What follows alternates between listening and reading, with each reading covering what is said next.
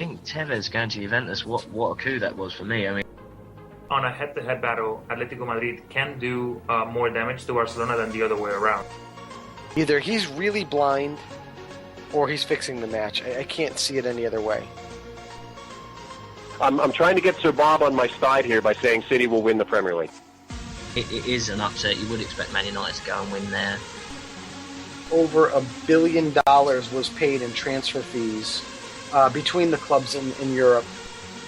It's football. It's damn football. Like Ferguson said, football. Bloody marvellous. Yeah, well, the celebration was, I can't believe I just scored against Mexico. At one point, Parma, I think it's only like 224 players under contract. So they're going to throw me out of here, fellas. You're going to get me arrested on your show. If you're a serious talent, you're going back and you're playing for Santos. You know, you're going back to play for, like in Argentina, for River Plate or Boca Juniors, or you're going to Europe.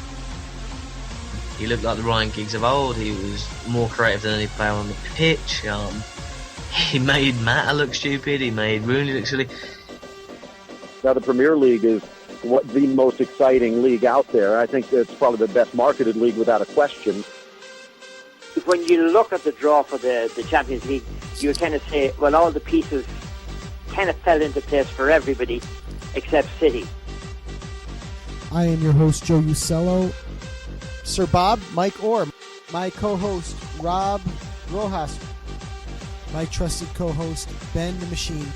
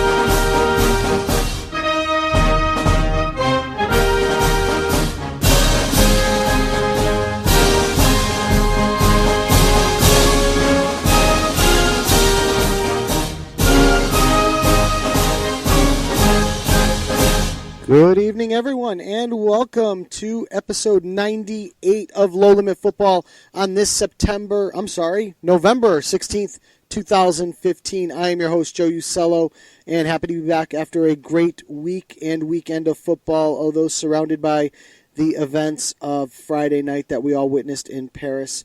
And the second song that we played was the French national anthem in honor of the French people and the tragedy that happened to really everyone worldwide, but obviously hitting much, much closer to home with the French people.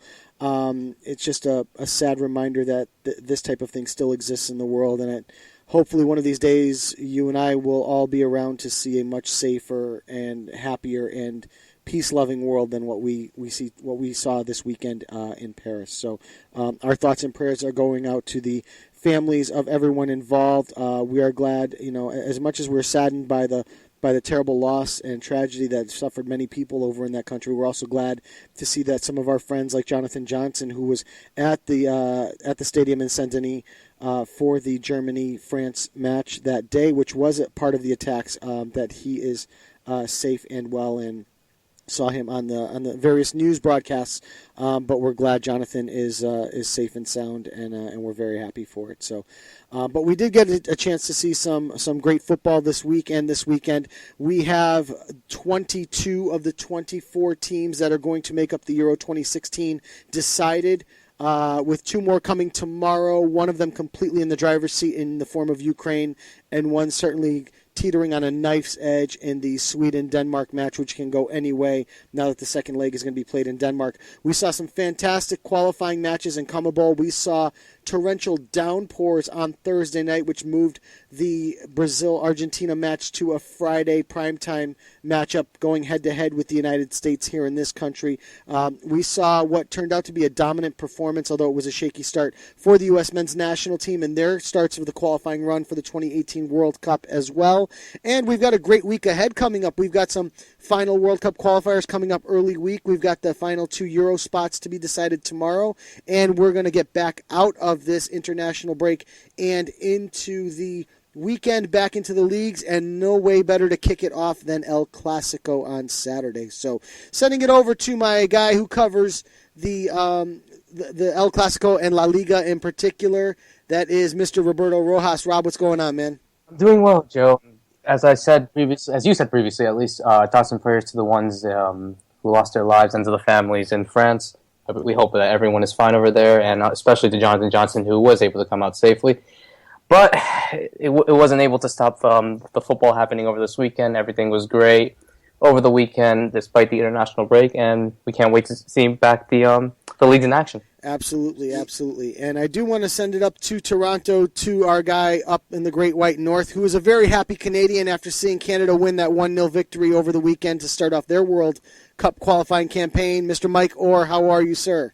Hey, guys. How you doing? Good, good, good. Ready to kick off another week of some great discussion here.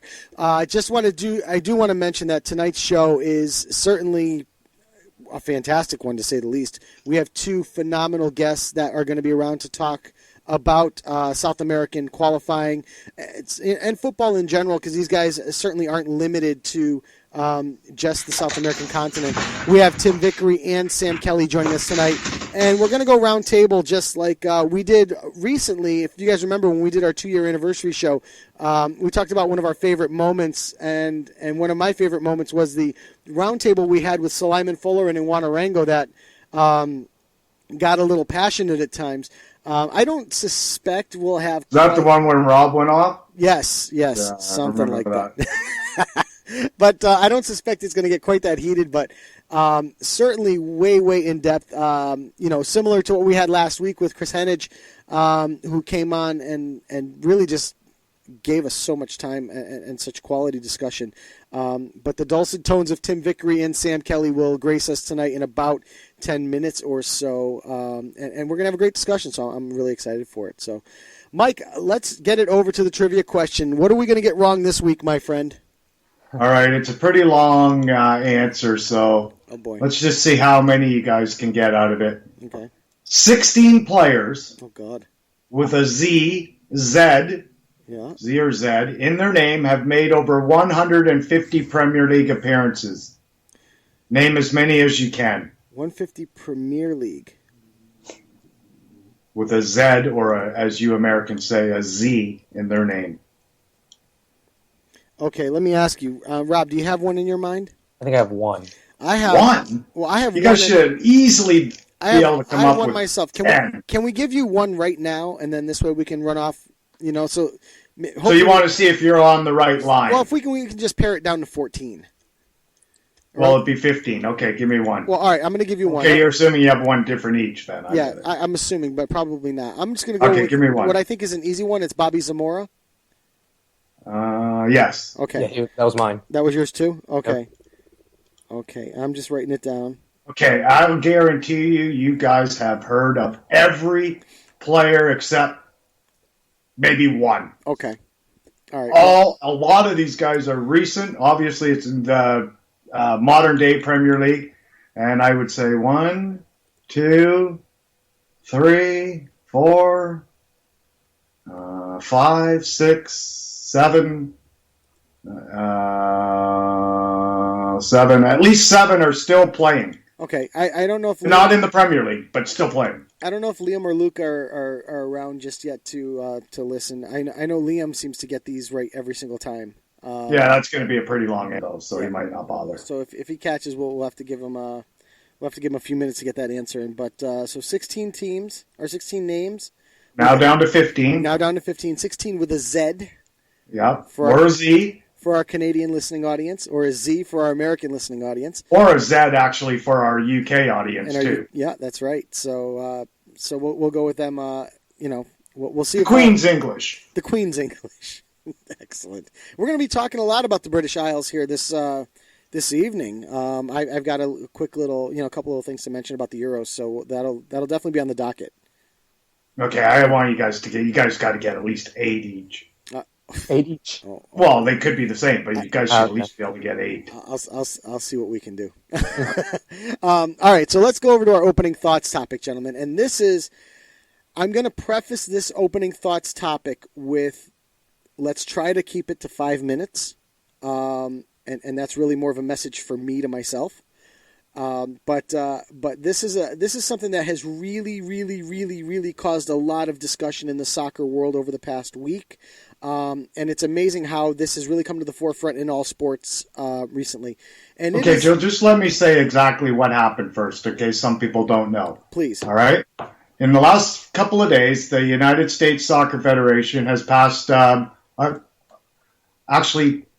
a couple of new initiatives. One was to improve concussion awareness and education among youth coaches, referee, parents, and players.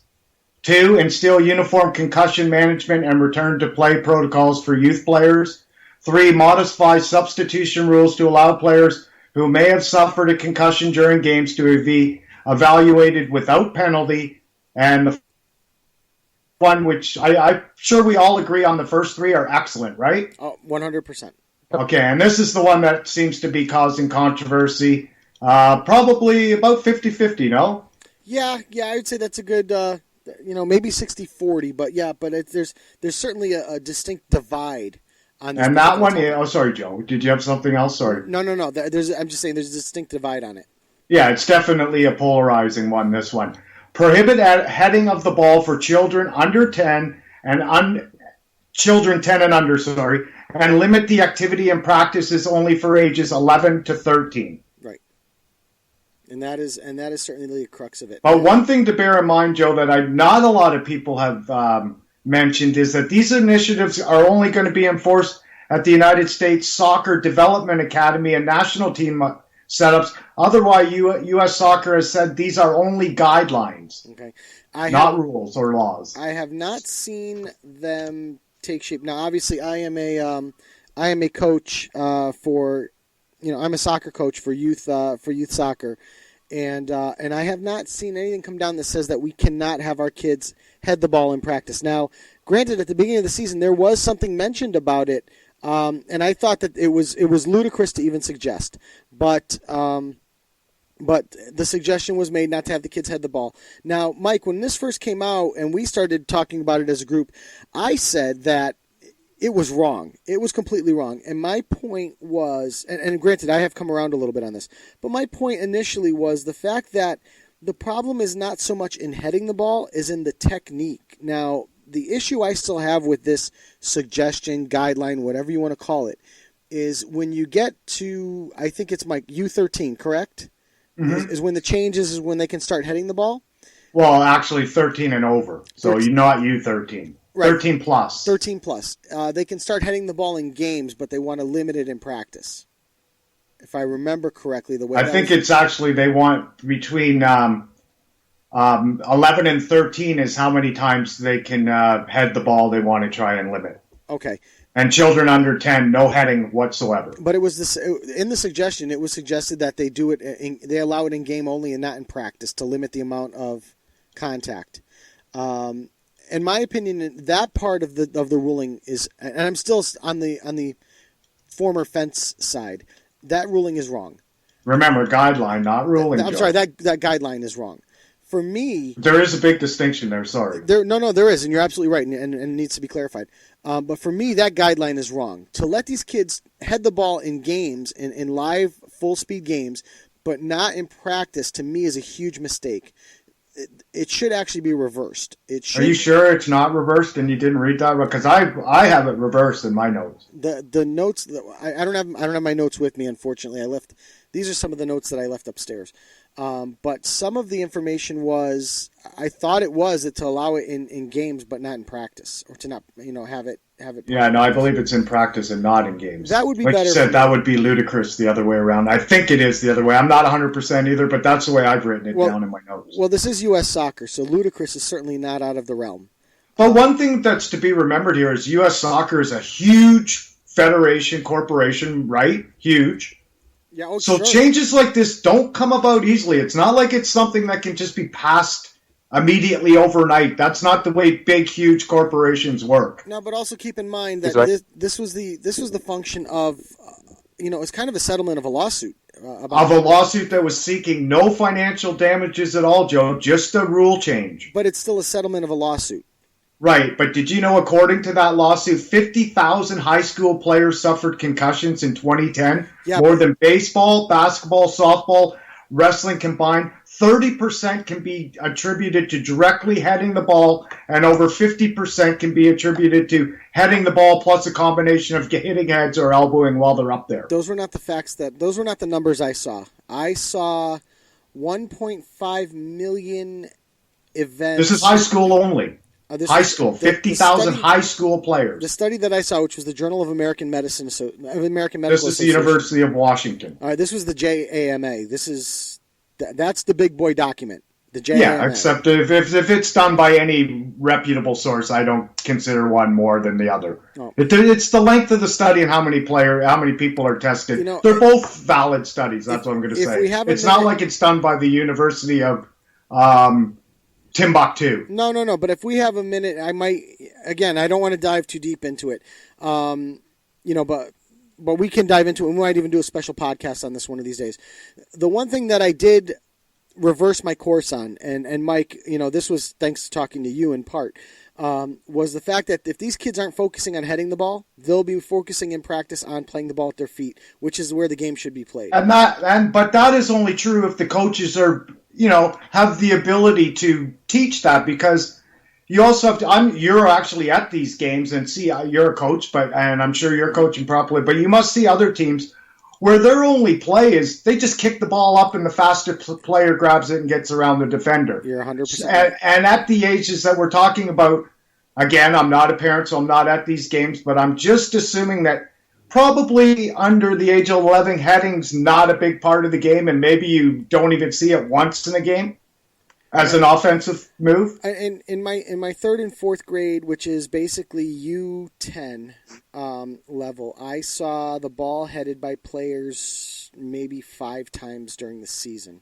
in live Right. matches. So and based on that, so because headings, I would make the argument, and I'm going with the side that you were on before, Joe, about that, is that taking heading out of the game doesn't necessarily improve how these players are going to do, because heading is already basically out of the game at that level anyways, and we're still not seeing teams developing their footwork, their passing, and tactics like that. It's air the ball up as high as you can, get it to the guy who's fastest, and he speeds in. But I think it goes back it's to also, coaching that needs it's coaching. to be more. Agreed. 100%. Mike, yeah, I was to say, Rob, give me your 30-second spiel, because I know Sam and Tim are ready, and I want to get them in here right away. So yeah, absolutely, definitely. As Mike previously mentioned, I want to say one more thing though, Joe, before we go. Go ahead, Rob, you first, and then Mike, take it away. Yeah, definitely. I agree with Mike 100%. I think that the coaching has to be improved. It's not just the kids, but I think the proper coaching, there has to be a curriculum, A, B, C, D, and everything like that. Mm-hmm. So I agree with Mike 100%. And Mike. Oh, sorry. Okay, so I just wanted to say a solution that because I'm on the side of this is probably correct, maybe not 100% correct the way it's written, but I'm kind of for it. You know that, Joe. Yeah. But I don't understand why they can't just restrict it to practices, use foam balls, teach these kids how to do it properly for when they are able to do it, use foam balls, and why also at the youth level can't they use the Peter Check type helmets or those headband devices that we call are called halos, if you know what I'm talking about? Mike, I'm cutting you off because I don't want to cut off our next two guests who are joining us right now, and that is Sam Kelly and Tim Vickery. Gentlemen, how are you tonight? Yeah, very well, thanks. Fantastic. Very well indeed, thank you. Yeah. Excellent. And I'm glad you guys could join us to really have like a South American roundtable discussion tonight about everything from CONMEBOL qualifying to some of the stars who are playing over in Europe. So I really appreciate both of you coming on. But I want to actually open, gentlemen, with a European question. And we saw today Ireland become the 4th British Isle nation to qualify for the Euro 2016. They are They are basically between Wales, Northern Ireland, Ireland, and England, comprising 1/6 of the field for this year's Euro. And everyone seems to point to England as the best team out of the four of them going undefeated in qualifying. But my question to you, gentlemen, I'm going to throw it to you, Tim, first, and ask you this. Who is the most dangerous team in the British Isles? I have to be honest, I watch very, very little of it, so it's really not an informed opinion that I can give you. You would certainly expect England to be the most dangerous. Wales, though, are clearly on a roll, aren't they? And they've got that one thing, which is a world-class player who seems to be thriving on the responsibility that he's been given, which is Gareth Bale. But the thing that you never know with tournaments, held in June, is whether the big stars will be full of gas. Sure. That's been a problem. You only have to look at say Argentina in the World Cup last year to see what a problem that can be. A side that was that had qualified based on the genius of its individualities, really limped its way through to the final because those individualities were injured or out of gas come the end of the season. Right. So that could be a problem for Wales, given the dependence that they have on Gareth Bale. Okay. Sam, same question to you. I'm curious as to your thoughts, if you have an opinion as to who might be the most dangerous side coming out of the British Isles. Well, to an extent, I agree with Tim in that England are obviously the strongest team, if you want to sort of put strongest in inverted commas. We have the most depth to choose from and we're the highest ranked, and we have, nominally speaking, the best players and all that. Mm-hmm. But at the same time, England have shown themselves time and time again, for as long as I can remember, as being pretty useless when it comes to tournaments, particularly tournaments that aren't held in England. Whereas the other teams are, maybe not don't have the same strength in depth, but are going to be playing without any of the same pressure. And I think that could very well feed into it. I would agree that Wales have obviously got a very obvious star, but the others as well. I only caught the last sort of 10 minutes-ish of the Republic of Ireland's game today. Mm-hmm. But they've got a tremendous spirit, and they're going to be playing, I suspect, more as a team. I don't necessarily mean that they're all going to be playing tremendously together, mm-hmm. but I've seen how England play at tournaments, and that isn't impressive. So whilst England ought to be the strongest team, it wouldn't surprise me if they turn out to be the team from the British Isles who actually get the least far, if that makes sense. Yeah. Oh, sure. And it's funny because part of my question was inspired by the fact that this Irish side over the two legs, although you really couldn't see the first leg based on the fog that rolled in, but on the second leg they seemed to play a lot more like a team. Played much more unified. But Tim, you do bring up a great point when you've got a world-class player like a Gareth Bale who has the potential to be able to put a team on his shoulders and run them across the finish line. You could potentially see that particular team as being the most dangerous because there's one player that is so lethal that he can hurt you, a la a Cristiano Ronaldo, for example, or even someone like a Lionel Messi, who, as you guys alluded to with the 2014 World Cup, it seemed like Messi was on a mission and he just ran out of gas, especially in that final against Germany, where you just couldn't carry him over the finish line. So I appreciate all the points of view. I also appreciate the fact that a lot of times, like you said, some of these big teams don't tend to play well in the big spots or even big players, a la, let's say, a Wayne Rooney, who is inarguably a wonderful talent and one of the best players to ever play in the Premier League. But at the same time, when you look at his record for England, even though he has scored a ton of goals, when it comes to World Cup time and to be on that stage, correct me if I'm wrong, I think it's only one goal in his career. Sorry to interrupt, but with the exception that, looking at the demographics of this, mm-hmm. Argentina shouldn't be relying on Messi and England shouldn't be relying on Rooney. Whereas Wales, population-wise at least, kind of have a bit of an excuse at least for, relying in an attacking sense on Bale. Amen. I agree with you 100%, especially in the Argentinian case, where I think that there's a flip side of the coin as well. I mean, we're talking about great players mm-hmm. who maybe can't cope with the responsibility or are physically not able to cope with the responsibility come tournament time. Mm-hmm.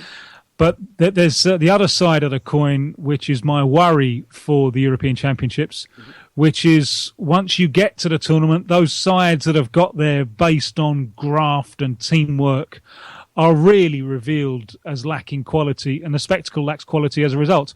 And in recent World Cups, I think the European teams, the best European teams have been terrific and have won World Cups.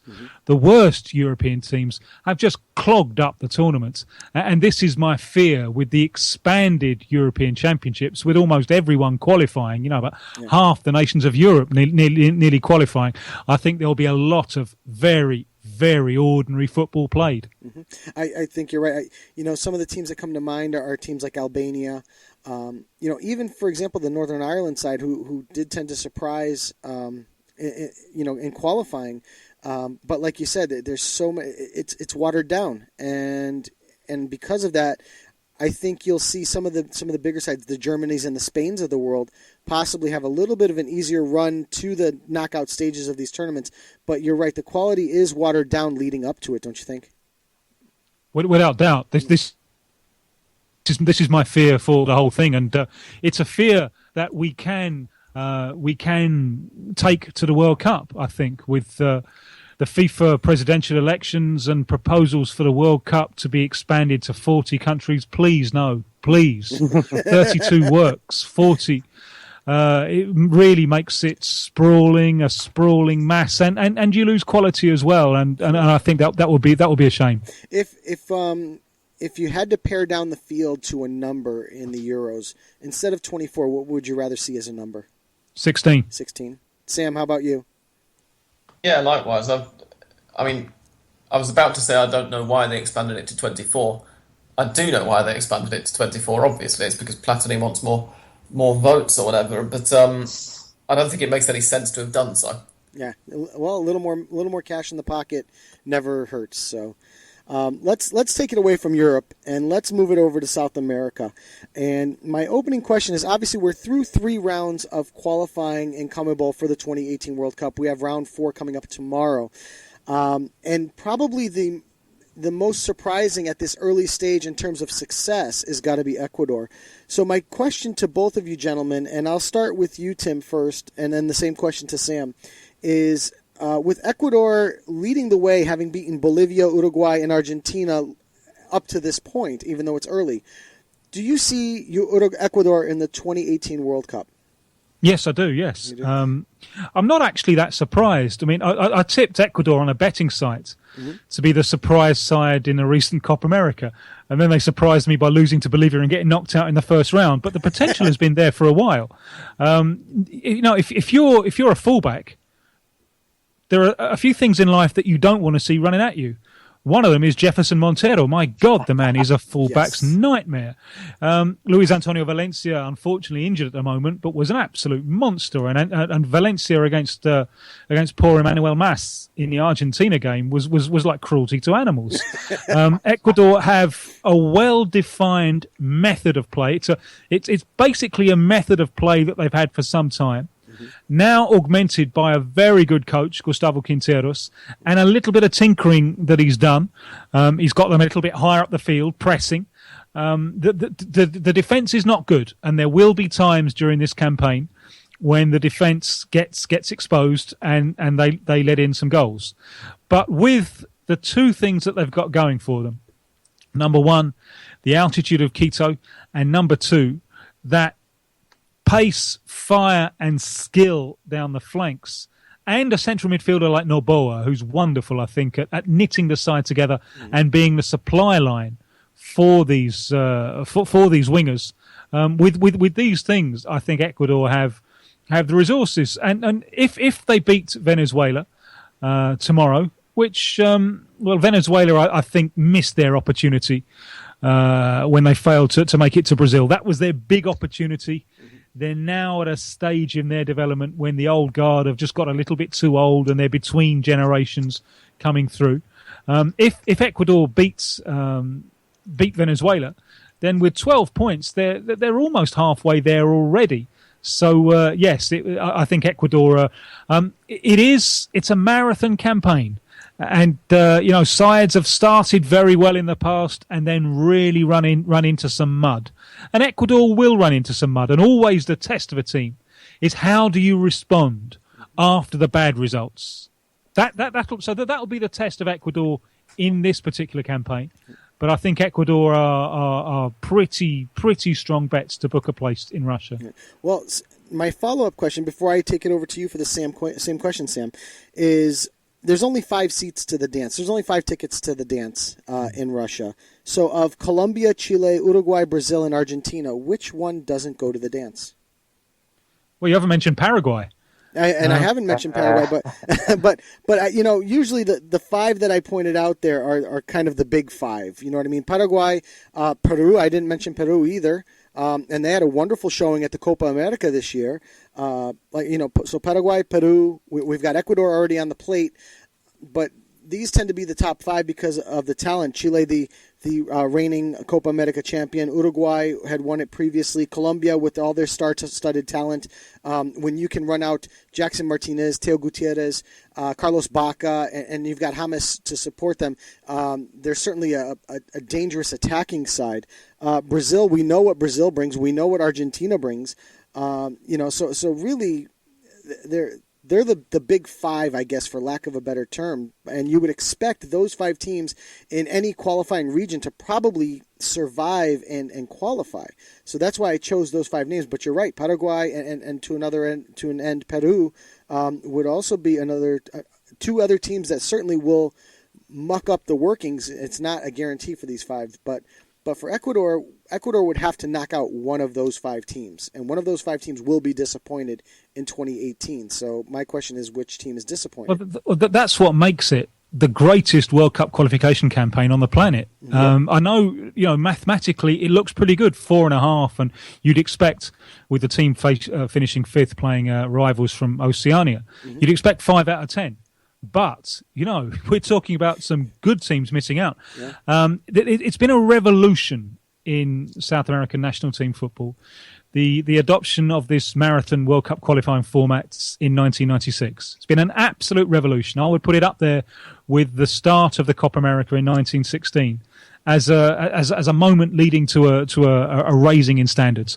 And prior to 1996, Ecuador, in their entire history, had won 5 World Cup qualifiers. Once you start giving these teams the type of calendar that European national teams take for granted, regular competitive games, guaranteed income, the possibility of keeping a side together, of hiring decent coaches, and so on. Once you do that, with the talent available to the South American teams, not in their domestic leagues, because the domestic leagues are weaker than they've ever been before, but the national teams, I think, are stronger than they've ever been before. Partly because you've got Ecuadorians now in the shop window, and Ecuadorians playing in the Premier League, which 20 years ago was absolutely unthinkable. And it's for absolutely that reason that this is such a fabulous World Cup qualification campaign, which prepares the sides for the World Cup. And in the last 2 World Cups, only one South American team has failed to make it out of the group stage, and that was Ecuador last year in Brazil by a narrow margin after holding France to a draw after being down to 10 men and unluckily losing their battle game to Switzerland. So any of the teams that get through are battle-hardened, ready and prepared. In terms of which one of these big 5, if Ecuador do get through, which one of these big 5 is going to miss out? Well, never make your predictions until after the event. So let's wait. Let's reconvene in November 2017 and have a go then at predicting it. Sounds good to me. Sam, how about you? Your thoughts on Ecuador and if they're going to move somebody else out of the mix? I tend to catch fewer of the World Cup qualifiers that don't involve the country I live in than Tim does. But I have been a little surprised as a result in how Ecuador have started, more than anything, in their win against Argentina in the opening round. Partly because in the previous World Cup qualifying round, they always struck me as just being a bit crap at sea level. And they've started very strongly indeed. I mean, obviously, it was an Argentina side who started stodgily themselves and who severely disappointed. But at the end of the day, Ecuador beat Argentina in Buenos Aires, and that is a historic result, both from Argentina's point of view and from the point of view of anybody who manages to beat them in Buenos Aires at World Cup qualifying. It's a result that comes around, almost once every few decades until now, as it is. It's now happened twice in the last 3 World Cup qualifying campaigns, although one of them was down to Diego Maradona being the manager at the time, obviously against Brazil in 2009. But yeah, they've pleasantly surprised me. And if they can continue it, then fantastic. I think that Tim is exactly right to point out they've been pressing a little higher up the pitch, and I suspect that that's going to help their game at sea level, because it's one aspect in which that they have a load of players who are very, very fit, who are very good at that kind of game. And as a result, that's one way in which they can translate the game at high altitude and almost kind of take it down to sea level and make it work there as well by asphyxiating the opposition in a similar manner, if that makes sense. It does. So, all right, I'm going to throw you guys over to Rob, because I know Rob has some questions, including the Chilean head coach. So, Rob, take it away. Yes, hi, guys. Great to have you back on the show. I just want to start off with my question regarding the game that you guys went to 3 days ago at the Monumental between Argentina and Brazil. Starting with Sam, what do you think Argentina could have done to probably get the win instead of getting the 1-1 draw? What are your takeaways from the match? There were 2 really big chances. One was when Argentina were 1-0 up, very early in the second half, and Eber Banega hit the post when he could and perhaps should have scored, although the angle was narrowing tightly and he was on his slightly weaker foot, I believe. If that had gone in, they'd have been 2-0 up. It was literally 2 or 3 minutes, I think, before Brazil's equaliser. And that could very well have swung the game. And the other was very late on. Marcos Rojo had a fantastic chance from a free kick that was whipped towards the back post, and he headed it or possibly kicked it. I didn't quite see from where I was in the stand, but he got something on it and it went quite narrowly wide. Either one of those goes in, and almost definitely we're talking about a deserved Argentina win at this point. As it was, obviously, they came away, I think most people would agree, slightly unfortunate not to win it. They can take the performance out of it, because it was a vastly improved performance compared with the previous doubleheader last month.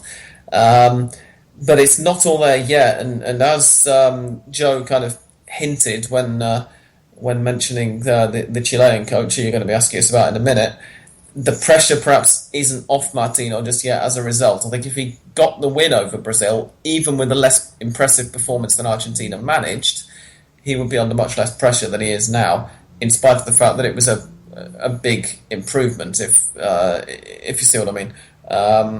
The performance means a lot, but ultimately it's the results that make the decision in the end. Definitely, they did play much better than they did in the first 2 games against Ecuador and Paraguay. Tim, what is your take on how Brazil could have possibly won this match, and your reaction? Well, in the end, I wasn't there. I had to come back to Brazil. So when it was postponed for 24 hours... Everyone in Argentina is still blaming you for the bad weather, by the way, Tim. Yeah, there you go.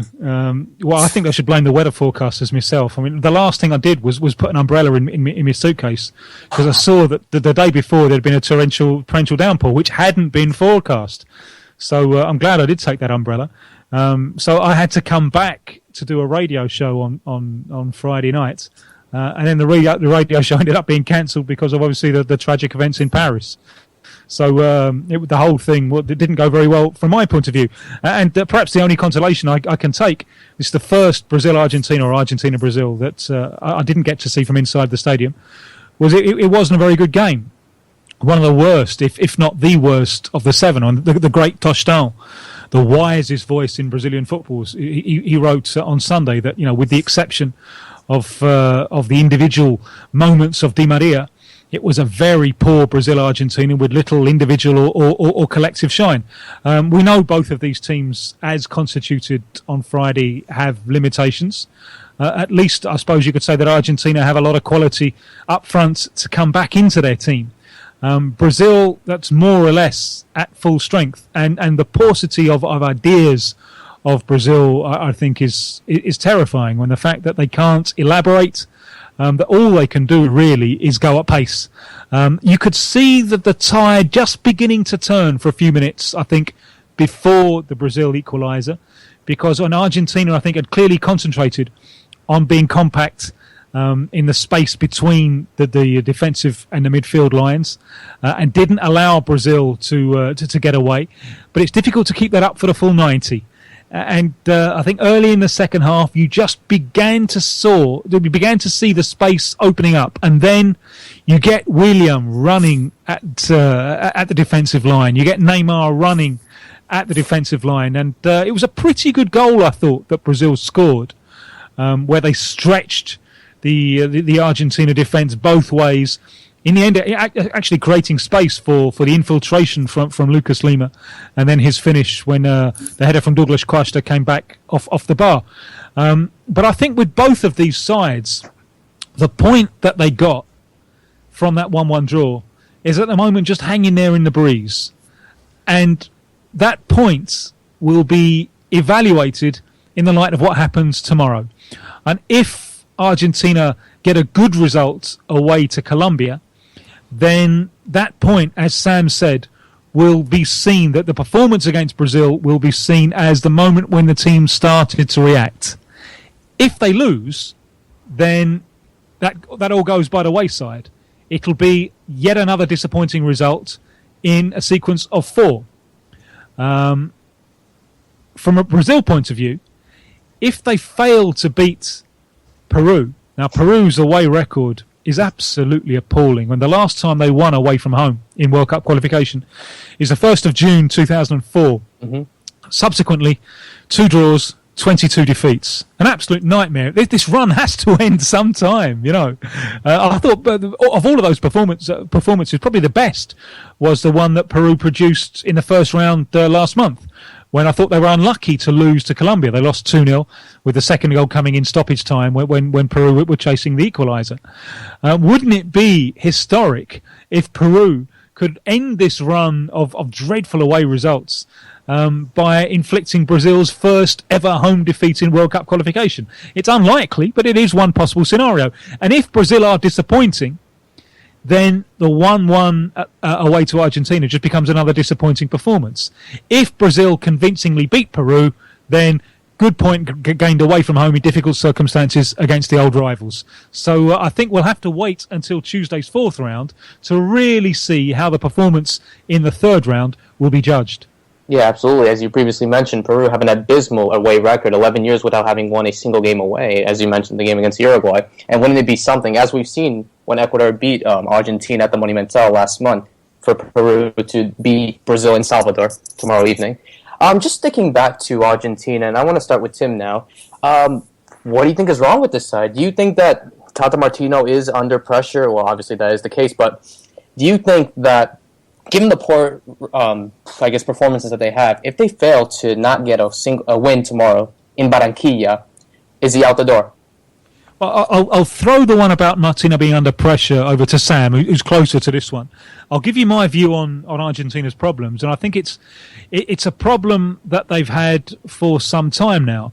And 3 coaches in a row have kind of started off with the idea of a 4-3-3. In part, obviously, this is based on Messi's success at Barcelona. So, on Sergio Batista, who was the coach in the Copa America 2011, and he was absolutely open about this. He wanted a Buenos Aires Barcelona. Alejandro Sabella tried something similar in World Cup qualification.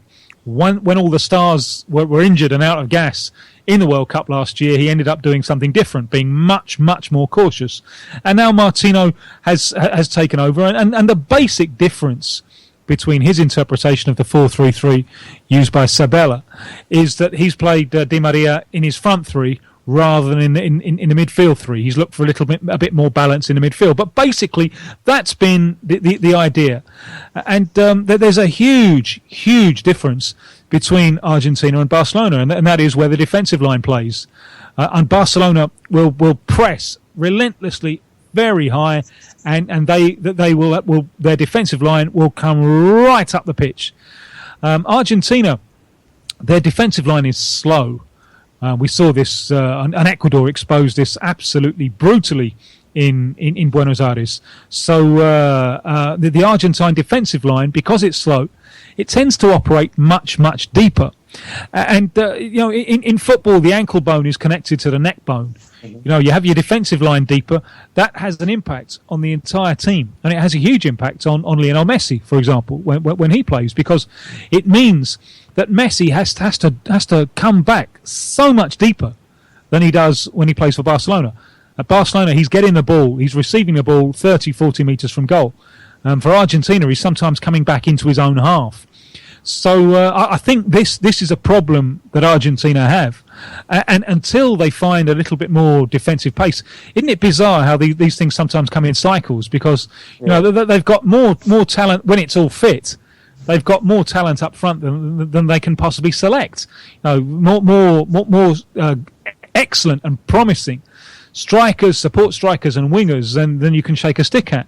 But at the other end of the field, they do lack a little bit of quality. I mean, Martino will not allow Martin Demichelis to retire from international football. What is he now, 35? 34.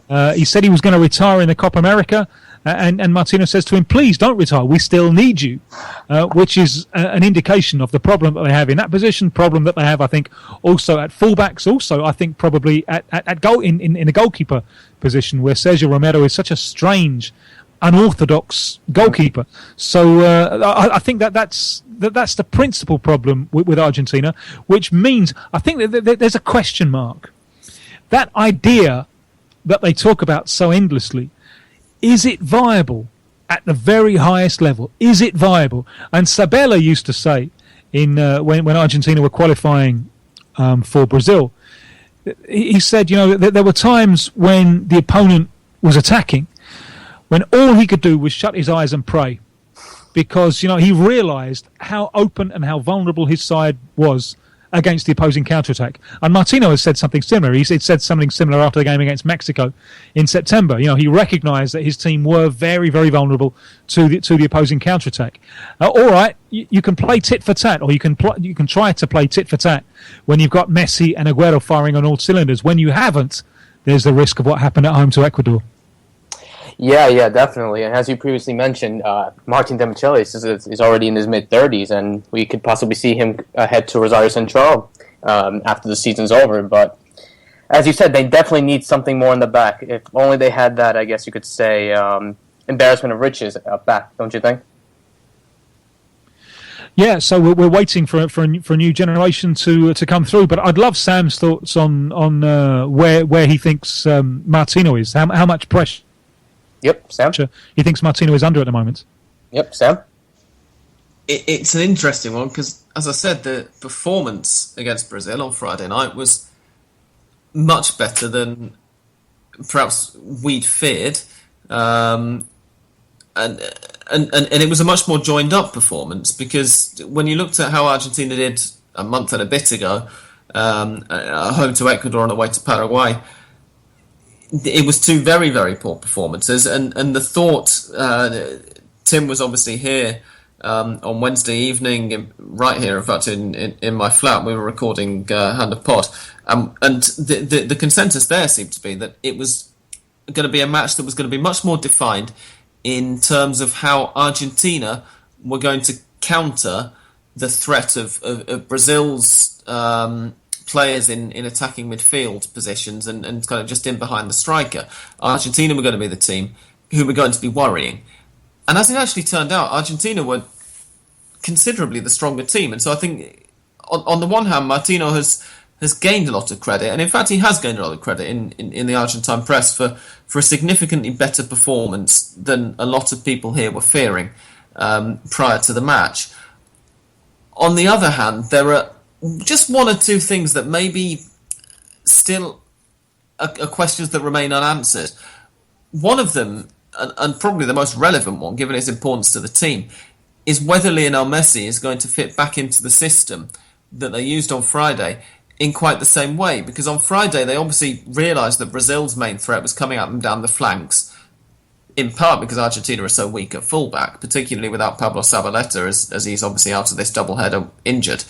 And sought to therefore double up on the flanks with Ezequiel Lavezzi on the left and Angel Di Maria on the right, and both of them had clearly been told to drop way back and help out their fullbacks. In particular, as well, on the right-hand side of midfield, Lucas Biglia had been told to help out Facundo Roncaglia at right back as well, with Neymar obviously on that side of the pitch for the first half, at least, for Brazil. And between Di Maria and Biglia and Roncaglia, they keep him quiet. Now, when Messi comes back into the team, obviously Messi is not a player who you can ask to do that same amount of defensive work. He's just, very few players have got the lungs of Angel Di Maria, and B, obviously Messi has got this condition which has been talked about how his physical effort, he tends to find it difficult if it's not in short bursts. He can't keep it up for sustained periods. And so from that point of view, it's kind of, okay, it was an impressive performance on Friday, but when the team's undeniably most important player comes back in, are they going to be able to keep that up? And the other thing which really throws a spanner in the works, and which Joe mentioned in passing when he was passing over to you, Roberto, is the fact that, as I kind of said for ESPN in an article on Saturday, if Argentina don't get a positive result in Colombia, and by a positive result I mean a win, because a draw, in fact, in actuality, wouldn't be a bad result, given that the game's kicking off at 3:30 local time in the sweltering heat of Barranquilla. But if Argentina can't get a win on Tuesday, and if then a few hours later that lack of an Argentine win, which obviously will leave them, let's say they draw, that leaves them with 3 points from 4 matches.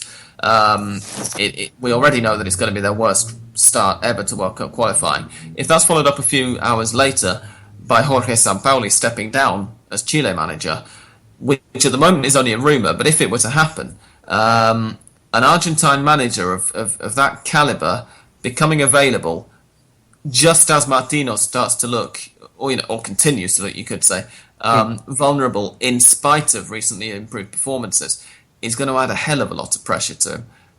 At this stage, he's still not got the whole of the Argentine media on his back. So he's not a dead man walking by any means. But there seems to be just a little bit more awareness as each day goes on that things just aren't going right for him. Now, I think that Friday, personally, I think it was their best performance since the Copa America semi-final, which is a game I'm sure Roberto remembers well as a Paraguayan, when Argentina were very, very impressive. And in the final, they just seemed to lose their way. Martino didn't seem to know how to counter what Chile were doing. I think that recently they've started to look improved again, and most importantly, they've started to play like a team, because even when Messi was in the team before, there were times when they kind of looked like a bunch of guys who were just waiting for their mate Lionel to go and do something and bail them out. They didn't look like that on Friday. They played like a team. They played solidly and together. And so that's a positive. But obviously Martino's going to need a good result, because almost regardless of the performance, because the next World Cup qualifiers aren't until March. So it's going to be a very, very long wait if Argentina, after 4 matches, still haven't managed to record a win. And I'd say if Sampaoli becomes available in sort of just over 24 hours' time, it's going to become a very interesting discussion indeed. Yeah, absolutely. When you talk about how much Argentina have performed recently in these 3 matches, you could definitely say that they have performed well as a team. But I think that comes into the sense that, I'm not sure if you guys two agree with me, but I think Tata Martino is a manager who could probably work better with little instead of star power, don't you think? Tim? Sorry, could probably work better with little, like less, like he did with Newell's and Paraguay. Well, yeah, I think the Paraguay example is emblematic, because and he showed his flexibility there. You know, he took over with the idea of making Paraguay more aggressive. It came horribly unstuck in the Copa America 2007. You know, they lost 6-1 quarterfinal to Mexico, and I think Martino realised then that he'd tried to go too far too fast, and he had the flexibility, he had the nous to create a team that was Paraguay's most successful ever team. They had a very, very solid World Cup and gave Spain the toughest game, I think, that Spain had in the knockout rounds of the 3 tournaments that they won. And he had a team there that would attack whenever they could, but would used the old traditional Paraguayan virtues of resilience when they had to. He hasn't yet really shown exactly the same flexibility with Argentina, although I think we started to see some of that with the game plan against Brazil. With, as Sam was saying, getting the wingers to work so far back, compacting it up a little bit. So perhaps that's the first positive sign there of Martino being able to find some of the same flexibility. But now clearly, the match in Barranquilla is a different situation altogether, and it's so hot up there that there is just no way that the wingers will be able to get through that kind of work rate. So unless Argentina have taken the same witch doctor who arranged all the rain on Thursday night, to cool it down a little bit with an afternoon shower in that kind of game plan will not fly. And so it'll be very interesting to see what he comes up with for that test. And this is another of the wonders of the South American World Cup qualifying campaign. You've got to come up with different strategies for different conditions. Definitely. The altitude in Bolivia, the altitude in Ecuador, Colombia, and different atmospheres around the different stadiums. Speaking into that Colombia-Argentina match, if you guys want to pick a prediction for that match, what do you got, Sam? Well, I said on Hand of Pod last week on Thursday evening when it went online that my predictions for both of Argentina's qualifiers were going to be draws. I was right, albeit 24 hours late on Friday evening, about that one. And I'm going to stick with this, encouraged by the fact that Argentina played well on Friday, because the conditions are going to make it enormously difficult for them. If they hadn't been as good as they were on Friday, then I would be more dubious about saying it. But after seeing it, I think that Argentina can get a draw. And as I say, I think actually that a draw in the conditions that it's going to be, or that it's likely to be, is a very respectable result for Argentina. Whether the press end up seeing it that way, or whether it's seen as a defeat for Martino, even if they do get a point, is another matter. But I'm going to go for a draw. Tim? Yeah, rather than predictions, I want to speculate a little bit about what Colombia are going to do, because this fascinates me. Colombia are a team who I don't think have been impressive at all since the World Cup. And strangely for a team coached by Jose Peckerman, since the World Cup, their midfield elaboration has been very, very poor. Very interested to see what they did against Chile on Thursday night, when they kind of gave up elaboration. They went with pretty much three defensive midfielders. They brought in Daniel Torres and played him and Alexander Mejia either side of Carlos Sanchez, and just played up direct to a front three, to James Rodriguez behind Muriel and Jackson Martinez. And it was a method of play that really brought the best out of Muriel, who was the best thing that they had. I think it was helped by the fact that Chile were without their midfield anchor man, Marcelo Diaz, who I think is the extension of Sampaoli on the pitch, and who defends that space very intelligently, the space in front of the defensive line. His absence, I think, facilitated the Colombian game plan. Now, obviously, Argentina will have Mascherano there, and if he's fit, he picked up a knock against Brazil. You'd expect him to deal with that a little bit better. Colombia will be forced to change because Carlos Sanchez is suspended, and I don't expect them to go with three defensive midfielders. I think Sanchez will be replaced by more of a passing midfielder. There are a few options there, although you can't really see one totally convincing option before the game. Are Colombia going to find their way in the course of this 90 minutes? Because I think that these are two sides, Argentina and Colombia, who are still looking to find their way. And in that situation, perhaps a draw, yes, is the most rational result. But, you learn by experience. Always make your predictions after the event. Definitely. I agree 100%. Just sticking to you, Tim, I have a question that we have from probably the most Argentine name for Brazilian. He goes by the name Diego Leonel, and he's from Maciel. And he's asking, why is Brazilian football only centralized in the south of the country? And what is your opinion in the next few years that some team from the north of Brazil will be a revelation in the national tournament, such as the League and the Cup? Yeah, I mean, most South American countries, the football is very, very centralized. You know, look at Argentina; they're trying to decentralize. Peru trying to decentralize. Chile, Paraguay, they're very, very centralized. In Brazil, it is very centralized in the southeast, the south and the southeast. You know, there are 4 main centers. The 2 biggest ones are Rio and São Paulo in the southeast. The 2 sub-centres, Belo Horizonte southeast, Porto Alegre in the south. The northeast is the big underachiever. The northeast has sizable cities, Salvador, Recife, Fortaleza.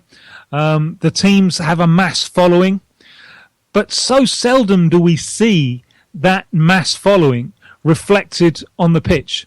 At the moment, this year in the Brazilian Championship, there is only one team. Of 20 teams, there is only one from the northeast region, which is Sport of Recife. Thankfully, next year, I think we're going to get another 2. My hope is that for all of the problems of the 2014 World Cup, a lot of it was staged in the northeast. So there is a legacy there of stadiums, and much, much less than it should be. But there is some kind of legacy of infrastructure and so on. It's an area which has made economic progress. On the northeast is poorer than the southeast. It has made economic progress in the last 15 years, and this is a question that continually mystifies me. Why? At the moment, we've got lots of teams in from the southern state of Santa Catarina. I think 4 teams from Santa Catarina. Extraordinary. It doesn't really have a big city. How are there 4 teams in there from this state and only 1 from the entire northeast region? I do hope and I do think that long term this will change. That the investments in the northeast will start to pay off. I'm continually told that one of the problems is that the northeast is where Brazil can be at its most feudal, and this can reflect in the dreadful administration of the teams from the northeast. But I suspect if we come back and have this discussion in 20 years, the northeast will have a far, far higher profile, and we will see teams like Sport Recife, like Bahia and Vitória from Salvador, Fortaleza, Ceará, Santa Cruz. Looks like Santa Cruz they're a team with a mass following. I think in 20 years' time, I think and I hope that we will have more teams from this region established as not just regional giants but national giants, because this is the area where Brazilian football is clearly operating well below its potential. And CRB of Maciel? Yeah, maybe. I've never been to Maceió, so it's difficult to talk about it with any great authority. But I suspect that the northeast will rise before the north does. Definitely, it's going to be interesting if they get the decentralized of the country. Sticking back to you, Tim, do you think Dunga is the right man for the job? Emphatically, no. And if he does get fired, do you think Tite is the good replacement for him? Emphatically, yes. I mean, he's head and shoulders above. And the fact that he wasn't appointed after the World Cup is a scandal, I think. It's difficult to see what qualifications Dunga has. You know, apart from he coached the national team once before, between 2006 2010. He had a brief spell in charge of a side from Porto Alegre Internacional, and he got the national team job again. So he's been given this job twice. And it's impossible to see on what qualifications.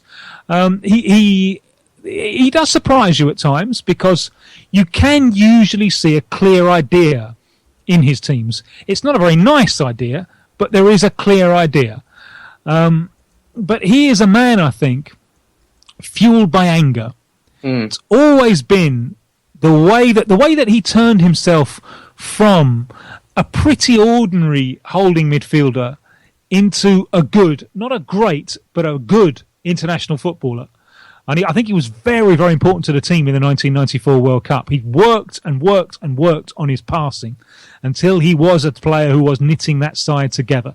But all of that was fueled by anger, because he really became a symbol for the failure of the team in 1990. So, you know, the Brazilian press were just merciless to him.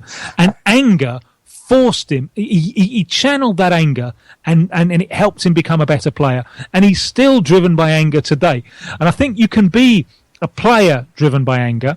I think you can be a captain driven by anger, but I think there's a real problem if you're a coach driven by anger.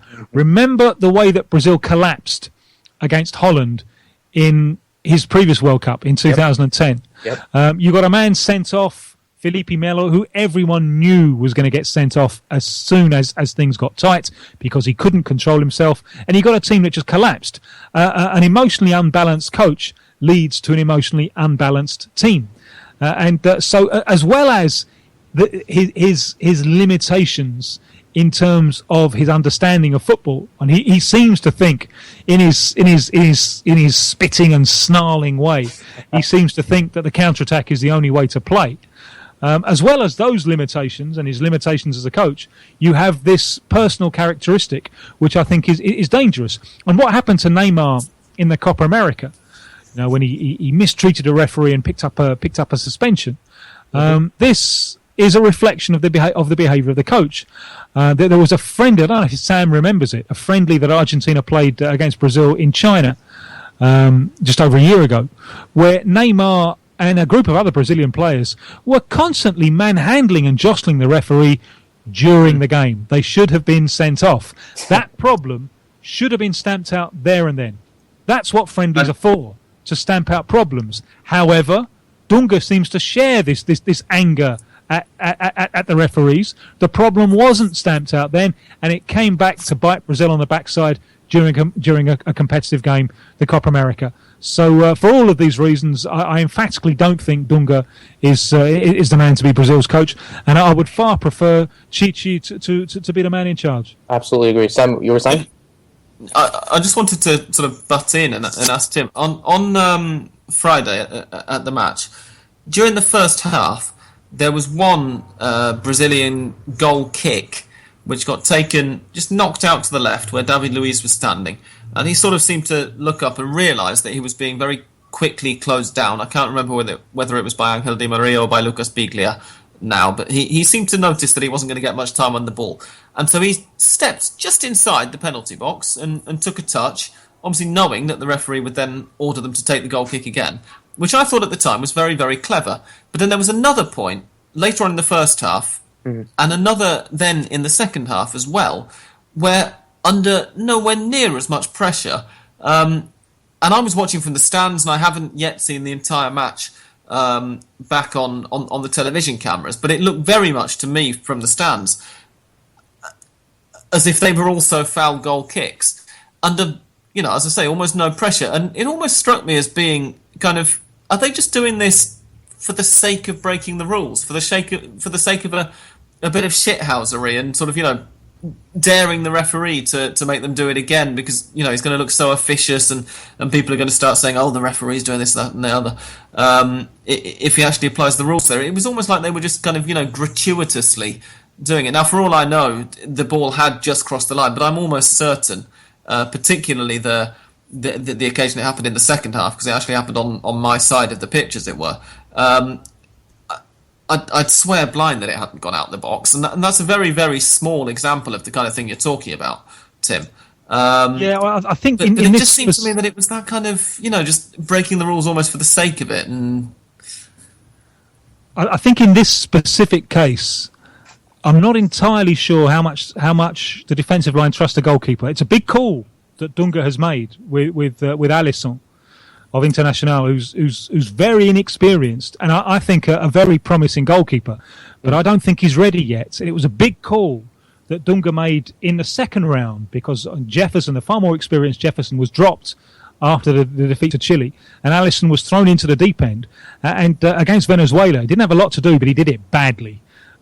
Kicked badly, had a few times when he charged out of his line, off his line badly. We saw one or two examples of that early on against Argentina. And right in the first minute, when Roncaglia was the element of surprise there, he flapped a little bit at a cross and nearly gave one away there. Came out badly for a corner, he kicked one badly. So I think there's an air of jitteriness in that line. But also, there's another call that Dunga has made. Now remember that Dunga has dropped one of the world's great centre-backs, Thiago Silva. That's based on the handball penalty that he needlessly gave away during the Copa America quarter-final against Paraguay. Now, I understand why Dunga wouldn't want Thiago Silva as his captain, and that was clearly too much for Thiago Silva during the World Cup. But he's still one of the world's great centre-backs. But Dunga seems to have decided that Thiago Silva doesn't have the emotional stability that he wants from a Brazil centre-back. But it seems that the same criteria doesn't apply to David Luiz, who is a very talented player. But number one, is he really a centre-back? And number two, is he really all there? You know, and what he did towards the end of the game was insane. And the first yellow card that he picked up is a direct red, and he steps away from the ball and just throws his elbow in the face of his opponent. It's a direct. He's very lucky to stay on there. And what's he do? Charges out the ball, kicks it too far in front of himself, and goes in over the top and gets a red card.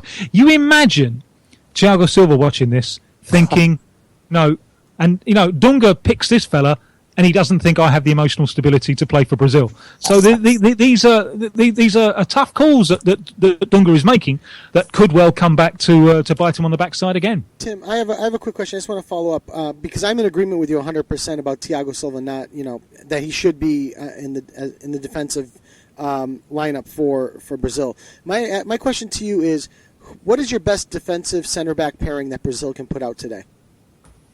Well, Miranda and Thiago Silva. Okay. That's what I think. Argentina would kill for Miranda and Thiago Silva. I think anybody would kill for Thiago Silva and Miranda. That goes without saying. You're talking about two, in all honesty, two of maybe the top 10 center backs in the world, don't you think? Without doubt. Yeah. I mean, any team in the world would care for those two center backs. They'd sign up for him right now, except for Dunga. He's the only one. Well, yeah, and to give him credit, that was the first thing he did when he came back. He brought in Miranda, who I thought was an inexplicable omission from the World Cup squad, which and it was another problem that Brazil had. Probably the only real inexplicable omission, I think, from the World Cup squad was Miranda, and he's no nonsense. He's not the greatest stylist, but he's quietly efficient and one of those centre backs who I think is better than he looks. Miranda, and to have him alongside the very classy Thiago Silva, I think that's a terrific partnership. Yes, yeah, absolutely. Heading to another topic, I think this is probably a discussion that you probably don't want to talk about, Tim, but I'm going to mention it anyway, and it's about Everton's Ramiro Funes Mori. No, fine, get it on. All right. Do you remember the last time I spoke to you? It was back May, I think. It was when River Plate were struggling in the Copa Libertadores. I think they had maybe 1 point out of 2 games, and then they went on to win the entire thing.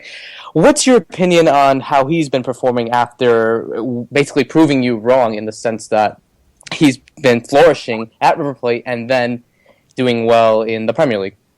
Well, he's clearly much, much better than I thought, clearly. However, having said that, both at River Plate, at Everton, and with Argentina, he makes mistakes. I think he was at fault with the goal that Argentina conceded, because Lucas Lima is the infiltrator who runs into his space, and he doesn't pick him up.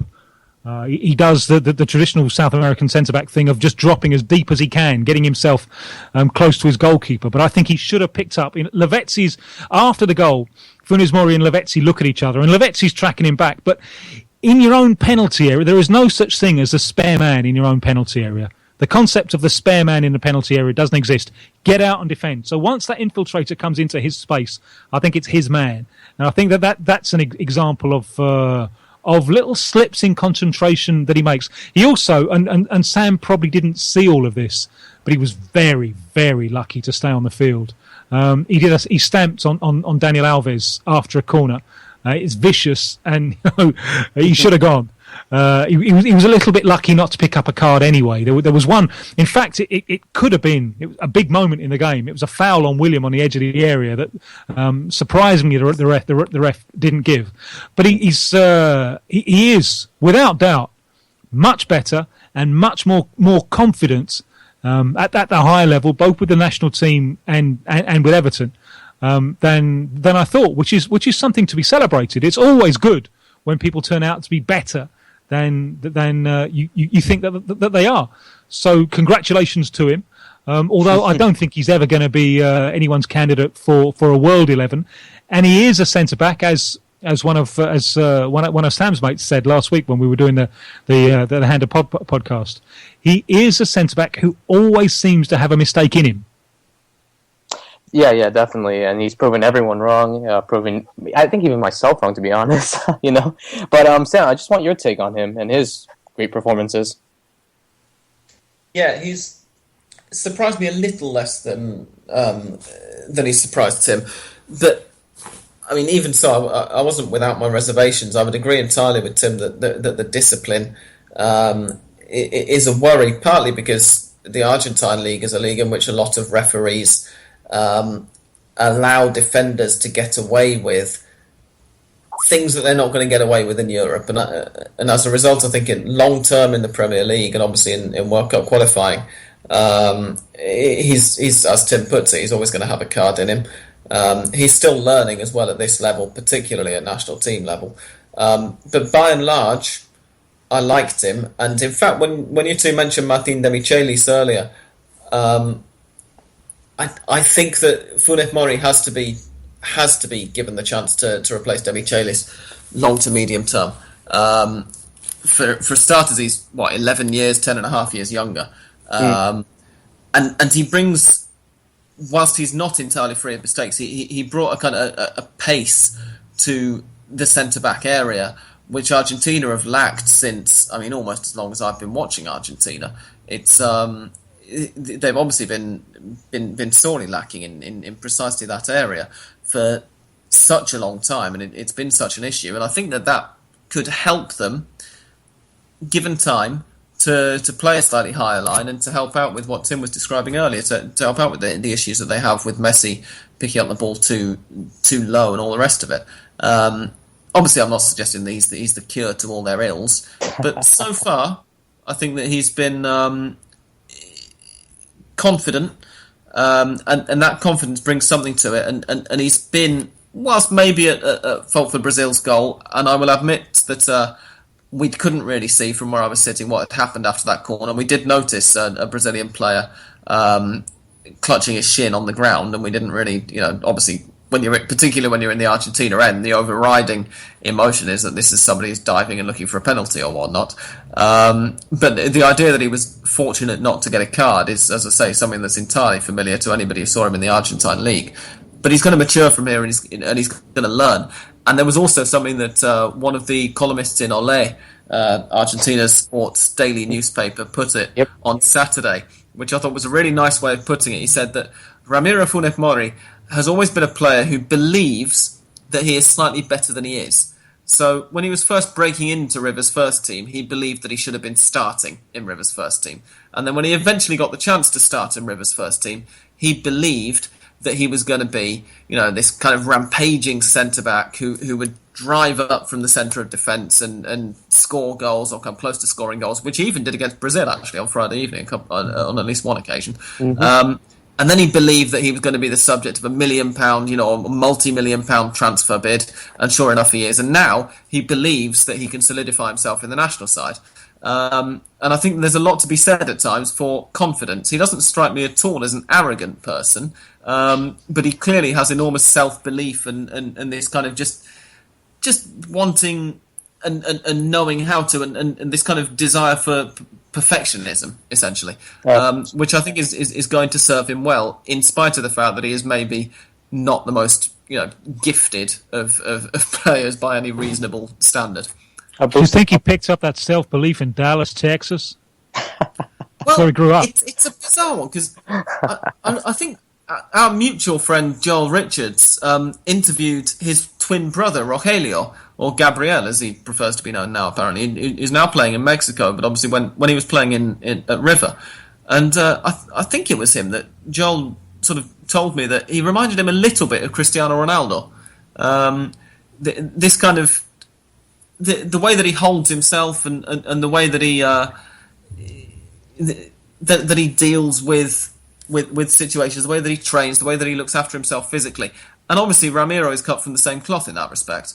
So whether it's the confidence that comes from moving abroad at an early age, whether it's something that he picked up when he was in the United States, just full stop, regardless of that, or whatever. But there's something about him which I think is going to serve him well from the mental point of the game, at least. He seems to want to continue to learn, whilst at the same time having a tremendous belief in what he already knows, and even though at times that actually isn't the maybe as infallible as he appears to think it is. I think it's really fascinating how his development started from the moment that his twin brother moved away, because he was very much in the shadow of his twin brother. I remember when Ramon Diaz was River Plate coach, and Ramiro couldn't get near the first team. Left back, centre back, couldn't get near it. And the weird thing with that was, sorry to interrupt him, but the really weird thing with that was that obviously Rogelio, and I have a couple of friends who said while Rogelio was with River, Rogelio looked hapless as a centre forward. He couldn't score goals for toffee. He didn't look like a bad player exactly, but he didn't look anything like a centre forward. And I had a couple of friends who said when this guy leaves River and goes somewhere else where he doesn't feel the same pressure from putting that shirt on, he's going to improve hugely as a striker. And as it turns out, now he's in Mexico, and from what I hear about his record and how he's playing there, that's exactly what happened. But when Ramiro then subsequently came into the team, there were people who said, this guy's going to be a better centre-back than his brother was a striker. There were some people who kind of said it jokingly and said, well, he can't possibly be any worse than his brother was a striker. But there were also people who actually thought this is the more talented of the two brothers. And it's weird. I mean, as it happens, so far at least, at the age of whatever, they're 24, I think, aren't they? That appears to be the case. I think that dynamic between twins can be fascinating. There was a little bit of that, the fullback twins who went to Man United together, Fabio and Rafael. Yeah. I mean, the two of them, at the time when they went, the two of them would agree that Fabio was by far the better of the two. And Fabio was the captain of Brazil at under-17. Rafael was the steady Eddie right back, unglamorous. But it turned out that Rafael had more of a career than Fabio did. That dynamic between twins, I think, can be very strange. And it is. I think it's striking how perhaps Ramiro needed Rogelio to move abroad in order to flower. Definitely, he's been a fantastic, and let's hope that self-confidence has boosted up in the next few years. I just have one more question. Thank you so much for taking all my questions, Sam and Tim. Sam, correct me if I'm wrong. Do you believe that the strength and depth of South American teams in the national team has never been higher, but the strength and depth of club football in South America has never been lower? Tim thinks that. I cannot remember the sort of middle of the 20th century when certainly certain countries were much stronger. The 40s and the 50s are generally regarded here as the golden age of Argentine football. But certainly I think it would be difficult to form an argument that the other nations were significantly stronger. You could possibly say something for Colombia, obviously, with the Pirate League in the 50s.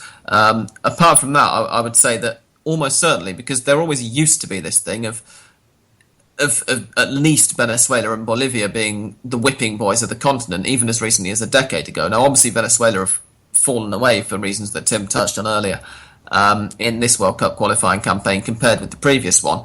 But one thing that seems fairly, I think, established now is that we can at least look forward and hope, as neutrals at least, to Venezuela now having something to build on in the future, even if they don't have a team who are currently as strong. And so at national team level, I would say that there is, a tremendous sort of strength in depth. You've got a very real chance of, as you put it earlier, of at least one team who could be considered among the favourites to reach at least the knockout stages of the next World Cup, possibly not making it out of the South American qualifying tournament. At club level, just in the last couple of years, it's difficult to argue with what you say. I mean, Argentine clubs have been very, very strong in the recent continental club competitions, just at the same point as which Brazilian clubs have fallen away, as if the financial advantage has I mean, it's not disappeared, surely, but it seems not to matter as much anymore. And so there's maybe a little bit of a lull. I don't know whether that is the rest of the continent having a sort of coincidental club lull at just the same point as which some of the stronger Argentine teams come up. In 2015, at least, it could also be down to this ridiculous Argentine league system that's in operation at the moment, which gives the stronger clubs so many fixtures against teams who, I mean, frankly, shouldn't be in the first division. Obviously, with 30 teams in the top flight, there are a number of teams who just aren't good enough for a reasonable 20-team top flight. And maybe that's allowed the Argentine clubs this year to concentrate their resources a bit more. But even when you say that, I mean, when I say that, it's worth bearing in mind that one of those sides who would not have been good enough for a top flight in any other country, Huracan, are one of the semi-finalists and indeed have a 1-0 lead over River from the first leg in the Copa Sudamericana. So I think there's something to be said for both things of what you say. I mean, why that is the case, I'm not sure, but it certainly does feel as if, at least outside Argentina, the rest of South American club football has possibly fallen off just a little bit. You know, I mean, it wouldn't surprise me to see a much more competitive, in terms of the number of nations competing, Copa Libertadores or Sudamericana in the next year or two. Whilst at the same time, the national teams appear to be more evenly matched than ever. Tim, your small take? Yeah, yesterday I was at a game. It was a friendly, but it was a game. Flamengo of Brazil against Orlando City from the MLS. The first time a team from the MLS has played in the Maracanã. And Flamengo won by 1-0. A draw would have been a fair result. Orlando City could have won. And I spoke to Adrian Heath, the Orlando City coach, afterwards, and he said, before the game, if you'd have said we're going to lose 1-0, I'd have taken it. After the game, seeing the game, I'm disappointed. We could have done better. I feel very sorry for Sam on this one, because when did you move to Argentina, Sam? 5.5 years ago, April 2010. Right, so you have seen the time of shit. I'm sorry. Yeah, I mean, I would say, personally, I think the Argentine league has improved compared with when I moved here. But obviously, I mean, I've been following it since before I moved here. And it still isn't as strong as it was when I started following it kind of 11, 12 years ago, definitely. Exactly. And people like Maxi Rodriguez, when they went back, after a decade away, it was, my God, what on earth has happened here? I think that, as we talked about last week on your podcast, there are positive signs with young coaches, but I don't think there's that much talent around. And a fear that I have is that club football in South America is becoming less and less relevant. I read an article recently. It's about this proposal for a kind of Champions League of the Americas, which I'm dubious about in terms of travel distance more than anything else. What I would prefer, I think it is the future. Something like this is the future, because the two halves complete each other. The States has the growth and the money. South America has the tradition and the glory. I think we could see this as an annual kind of tournament thing involving the best four sides from each hemisphere. I think that could be a flyer.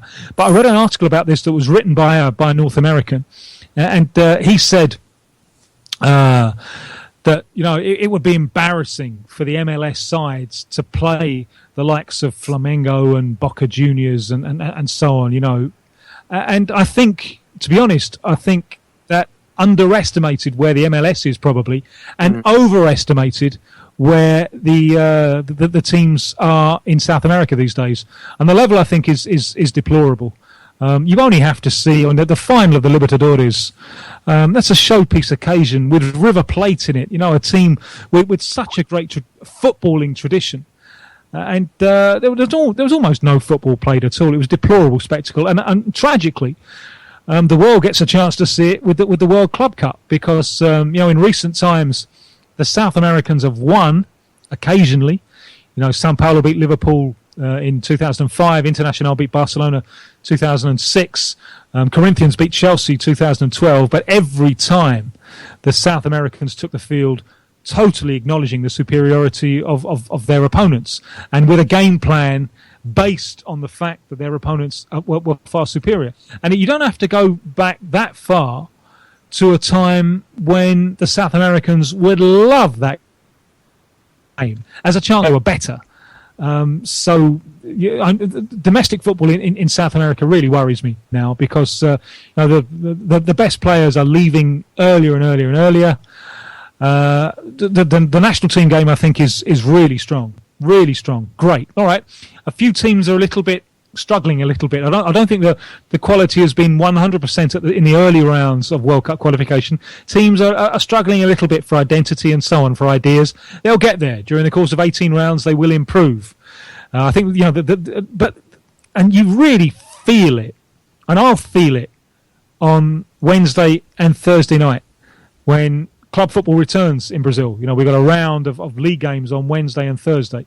And the drop in quality, the drop in significance, I think, after the World Cup qualifiers, it really hits you hard, because the national team game is doing well. The club game is doing very, very badly. Yeah, definitely. And as you previously mentioned, the Club World Cup, let's see what Sam's River Plate can do against maybe possibly Barcelona in the final next month. Gentlemen, I really want to thank you for asking all my questions. I'm going to pass over to Joe. Thanks, Rob. Tim, I just want to mention that you actually broke Rob's heart there with your answer. I'm actually really against it, to be fair. Tim, he wrote an article for our website that he posted when the idea was first floated, that he was quite against it, and I for one was for it, because I think there's a great deal of money could be involved, and I think that the level of competition, I think there will be a little bit of a difference between the South American clubs, the upper echelon South American clubs, and the North American clubs, but I do think that will change, provided that the MLS sides and even the Mexican sides out of Liga MX, where we saw Tigres perform quite well in the Copa Libertadores this year, if they focus on the tournament and put their best foot forward, then I think you could see a wonderful, Club World Cup for example, or club competition in the Americas. Well, no, I agree, but my problem here is a copy of the Champions League, because I think that the travelling time is inhumane. Yeah. Getting people to travel from Buenos Aires to Toronto, it's already insane with the Libertadores as it is. I mean, the two legs of this year's Libertadores final from Buenos Aires to Monterrey, it's the same distance as Manchester to Dhaka. That's not Dhaka in Senegal, it's Dhaka in Bangladesh. Right. It's ridiculous. Yeah, and Buenos Aires to Mexico City is more than London to Mumbai. I mean, these are extraordinary, and you put all the way up to Toronto on top of that. So there's also the political problem of in North America, CONCACAF is trying to get its own Champions League up, and if you have something like this, then the weaker things in CONCACAF, they just get carved out, which I think is wrong. I would prefer to see the two confederations maintain their own identity, but a club tournament held, annually, 1 year in Colombia, the next year in Mexico, the next year in Brazil, the next year in the States, with the best four from each continent. I think that's the future. And I went along to the Flamengo Orlando City game exactly because I think it is the future, because they do complement each other, and it's very interesting talking to Adrian Heath. Saying, he mentioned that thing that is it Don Garber, the commissioner of MLS, saying 2020 MLS is going to be one of the top leagues, and in Adrian Heath's view, you're ahead of schedule. This is at the moment, this is a problem for South American football, for South American club football. The rise of MLS is a problem. It has to be harnessed some way into a solution, and my personal proposal for that solution would be this tournament. Then you don't have the problem with the travelling time. You don't have the political problem with the two confederations. But that tournament, I think that would be a winner. I agree. You make it as a sort of an 8-team tournament, and you rotate something the site. Like that. Yeah, you rotate the site even if you did it biannually, and rotated the site every 2 years. North America, South America, North America, South America. I think that something like that would work, because, like you guys said, the travel time is ridiculous. People forget that it is halfway around the world. You're just going north to south instead of east to west. It's still halfway around the world. and the travel time is certainly outrageous, and that is one of the difficulties. But I think if you centralized it, a la like a Euro or a World Cup, where you're having it in one country and played it that way, I think it would be much more successful. So it's a winner. It is a winner. I agree. Now, gentlemen, I have two questions for you. I had one, like I said, Rob, in the chat, I had mentioned that Rob asked my Dunga question, which I'm a big fan of asking that question. So I do have two questions, though. The first one is more for you, Sam. You had mentioned before about in the World Cup, the way the Argentinian side played, they kind of just waited to give the ball to their best buddy Messi and see what Messi could do. And I thought back to the times of Diego Maradona and the '86 Argentinian side, where Maradona did take the games over. We've seen the highlights over and over and over again.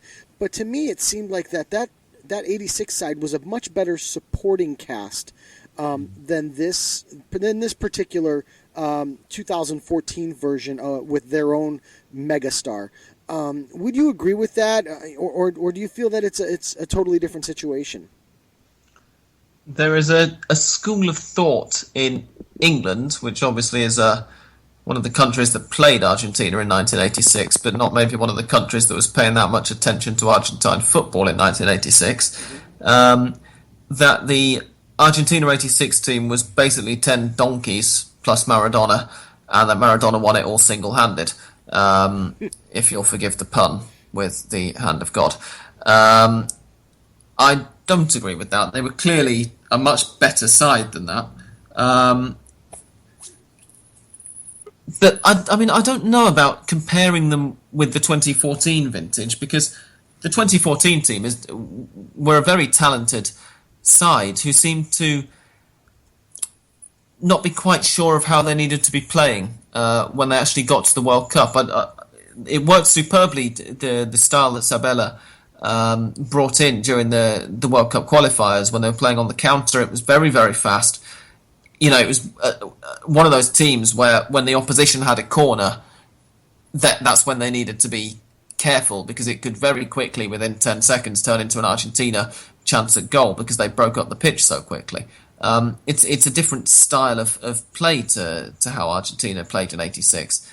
And so I don't know about sort of better or worse. I think the talent, from what I've seen of the '86 side anyway, which is nowhere near as much, the talent is at least as good, I think, in the 2014 team. It's maybe not in the same way and not concentrated in the same areas, but the style wasn't as easy to impose, partly because international football has changed an enormous amount. It's become much easier for other teams who are turning up at the World Cup to have watched all of Argentina's qualifiers, to know exactly who Argentina's biggest strengths were, to know how to set up against them, and therefore it becomes harder for Argentina to play against them. The fact that in spite of that they still managed to reach a final is testament to, I think, A, to Alejandro Sabella's tactical intelligence, B, to Lionel Messi's balls of steel when it came to really difficult points, and also,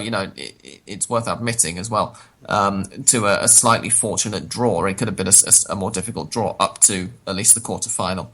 So it's a difficult question to answer, not least because I was 2 years old as well when the 1986 World Cup was played, so I can't remember an awful lot of it. I was 21, remember it like it was yesterday. And I think that key thing that team had, that Bilardo team, was how they squeezed the play.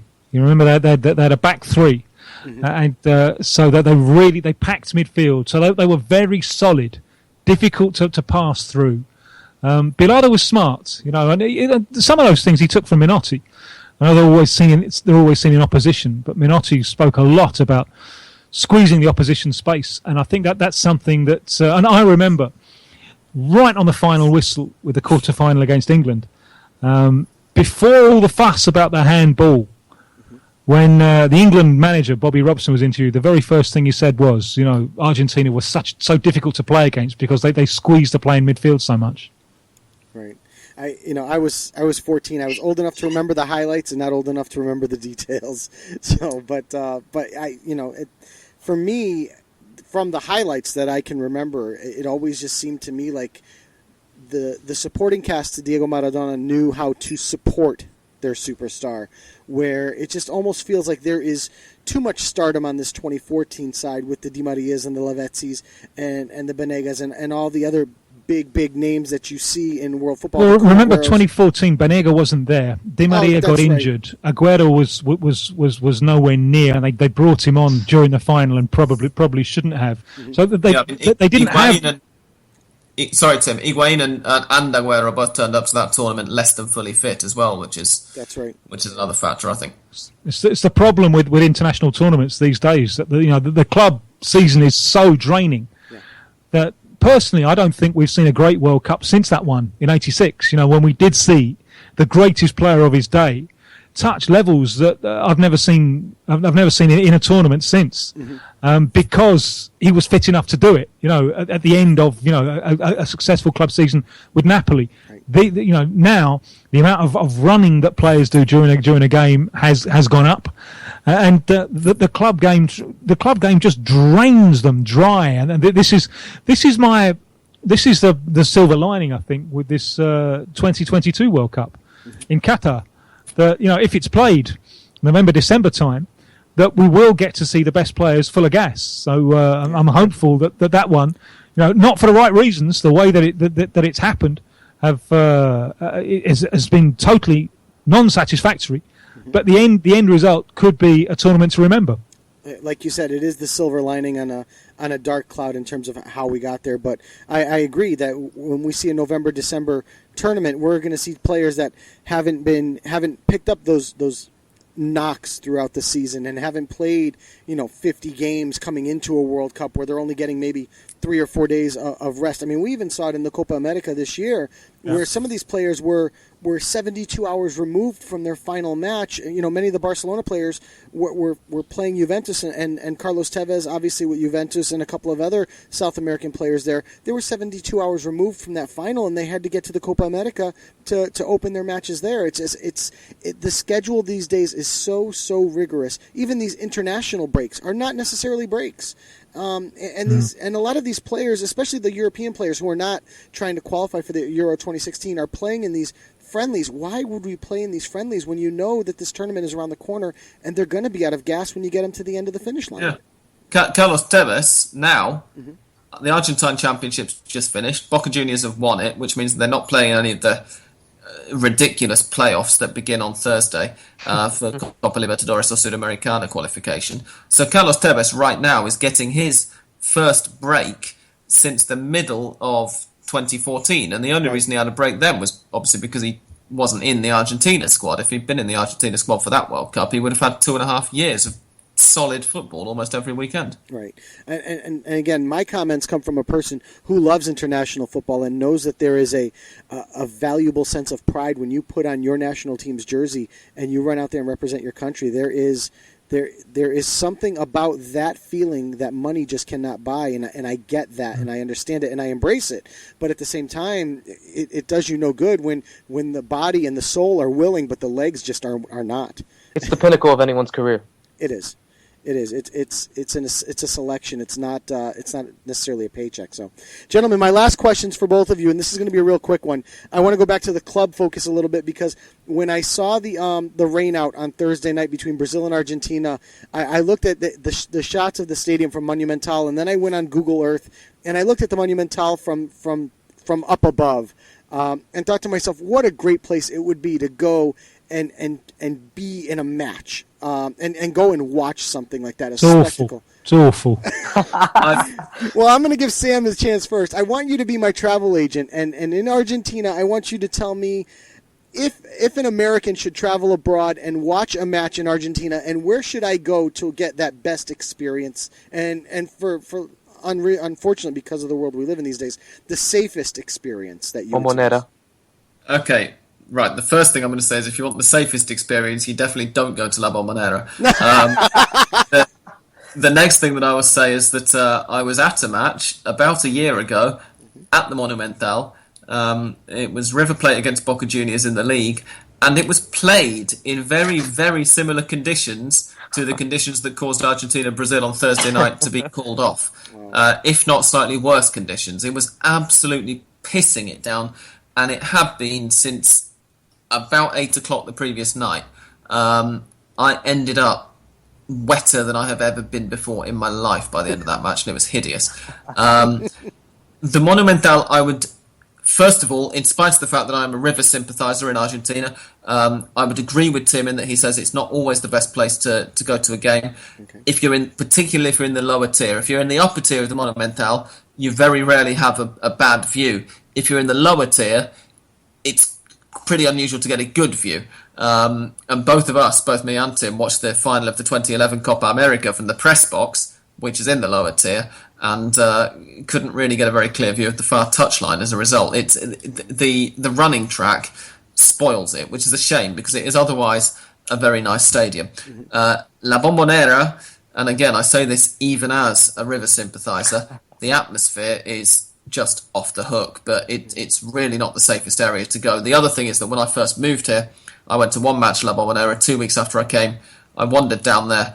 Obviously my Spanish is good. I knew the area of town I was going to, and I bought a ticket off a tout for 50 Argentine pesos for a Popular ticket, which at the time was priced at 30 pesos face value. I would never recommend doing that to anybody now. First of all, you have to speak excellent Spanish. Secondly, you have to know exactly whereabouts in the stadium you want to go to, and you have to know your way around the stadium, because otherwise it's really not a good area to hang around in. So there are those points. Plus, I got mugged on the way out the stadium even then. So that's not great. One thing I would say, if you're a stadium porn person, go to Huracan. Okay. Very, very, very easy to get a ticket on the gate, and the stadium is stunning. It's really just Art Deco. It's a beautiful piece of architecture. And the other one, the recommendation that I would give as a neutral fan for the best mix of atmosphere against a really nice stadium and reasonably easy and safe to get into is Racing in Avellaneda. Very close to Buenos Aires city. It's only just over the border with the province, well inside the urban sprawl. Easy to get a bus down there. It's very, very close indeed. Once you get off the bus, it's not much of a walk. It's only a couple of blocks off the main avenue. And it's nearly always noisy. It's got a roof, so if it starts raining, you're going to be dry. The roof also holds the noise of the crowd in, and the crowd is always big and always very, very loud and in good spirits. So my recommendations would be, River, particularly right now, if you want a decent standard of football and all the rest of it, then River are obviously the champions of South America. Maybe not in the last 6 months, since winning the Libertadores, the standard's not been so high, but you've got the history as well of the World Cup final venue, the Monumental in 78 and all the rest of it. So River are worth going to. They're in a nice area of town as well, so in terms of getting into the game at least, it's relatively relaxed. And Racing is probably the next best experience, with Huracan as the left field choice, let's say, for the stadium porn fans. And obviously La Bombonera, I realise, is going to be a big completionist thing, and lots of people want to go there. But just bear in mind, if you're going to go to La Bombonera, basically you need to get a ticket with one of the tour groups. Is the only way you're going to get in, and you're going to pay through the nose. And I seriously would not recommend going on your own steam now, 5.5 years after I did it and had a fairly dodgy experience. You're just not going to get in now. No. Well, if I ever make it down to Buenos Aires, you are my tour guide, that's for sure. So, Tim, the same question, but for Brazil. And obviously, we got to see quite a bit of Brazil with the 2014 World Cup, through a camera. But obviously, somebody who lives it and experiences it, and obviously focused on club football, not necessarily a World Cup or a national team match, what would your recommendations be? Well, first, a little bit on the Monumental River Plate Stadium, because as I was making my way there, on Thursday, the game that never happened, only slight rain at the time, some 5 or 6 hours before kickoff. As I was making my way there, I suddenly remembered, I really don't like this place, really don't like this stadium. You're miles away from the pitch. It's always windy in there. The access is just deplorable. And how can you have Argentina, for God's sake? You got this stadium without any mass transports. You got an underground system that doesn't go there.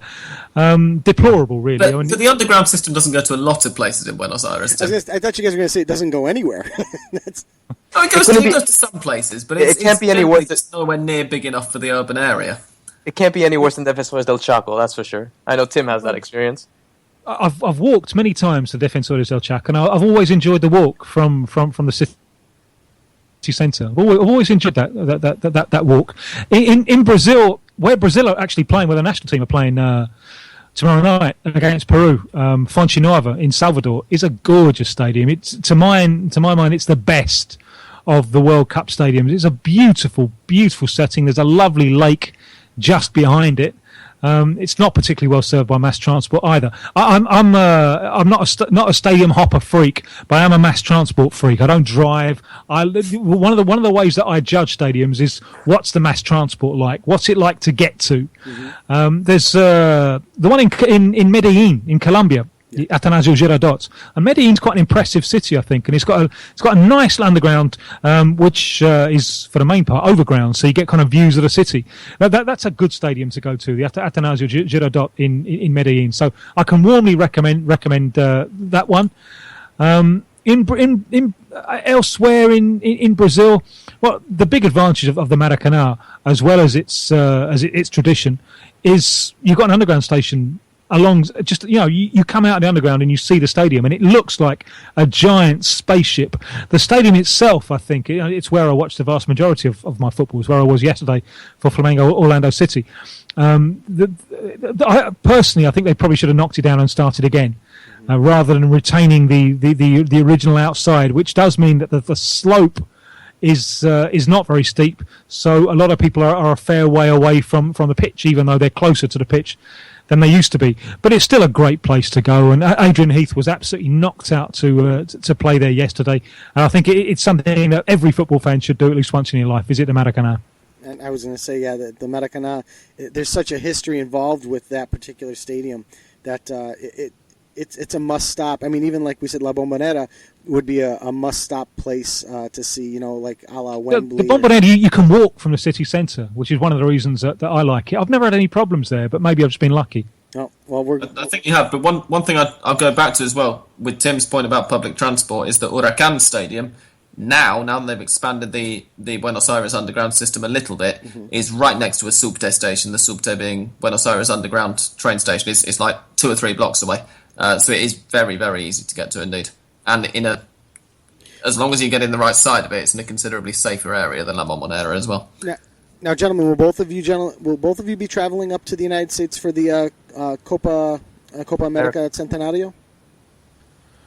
Well, first it's got to be confirmed. It's still not 100%. It looks like it's going to happen, but they're still working out who's going to broadcast it, for example.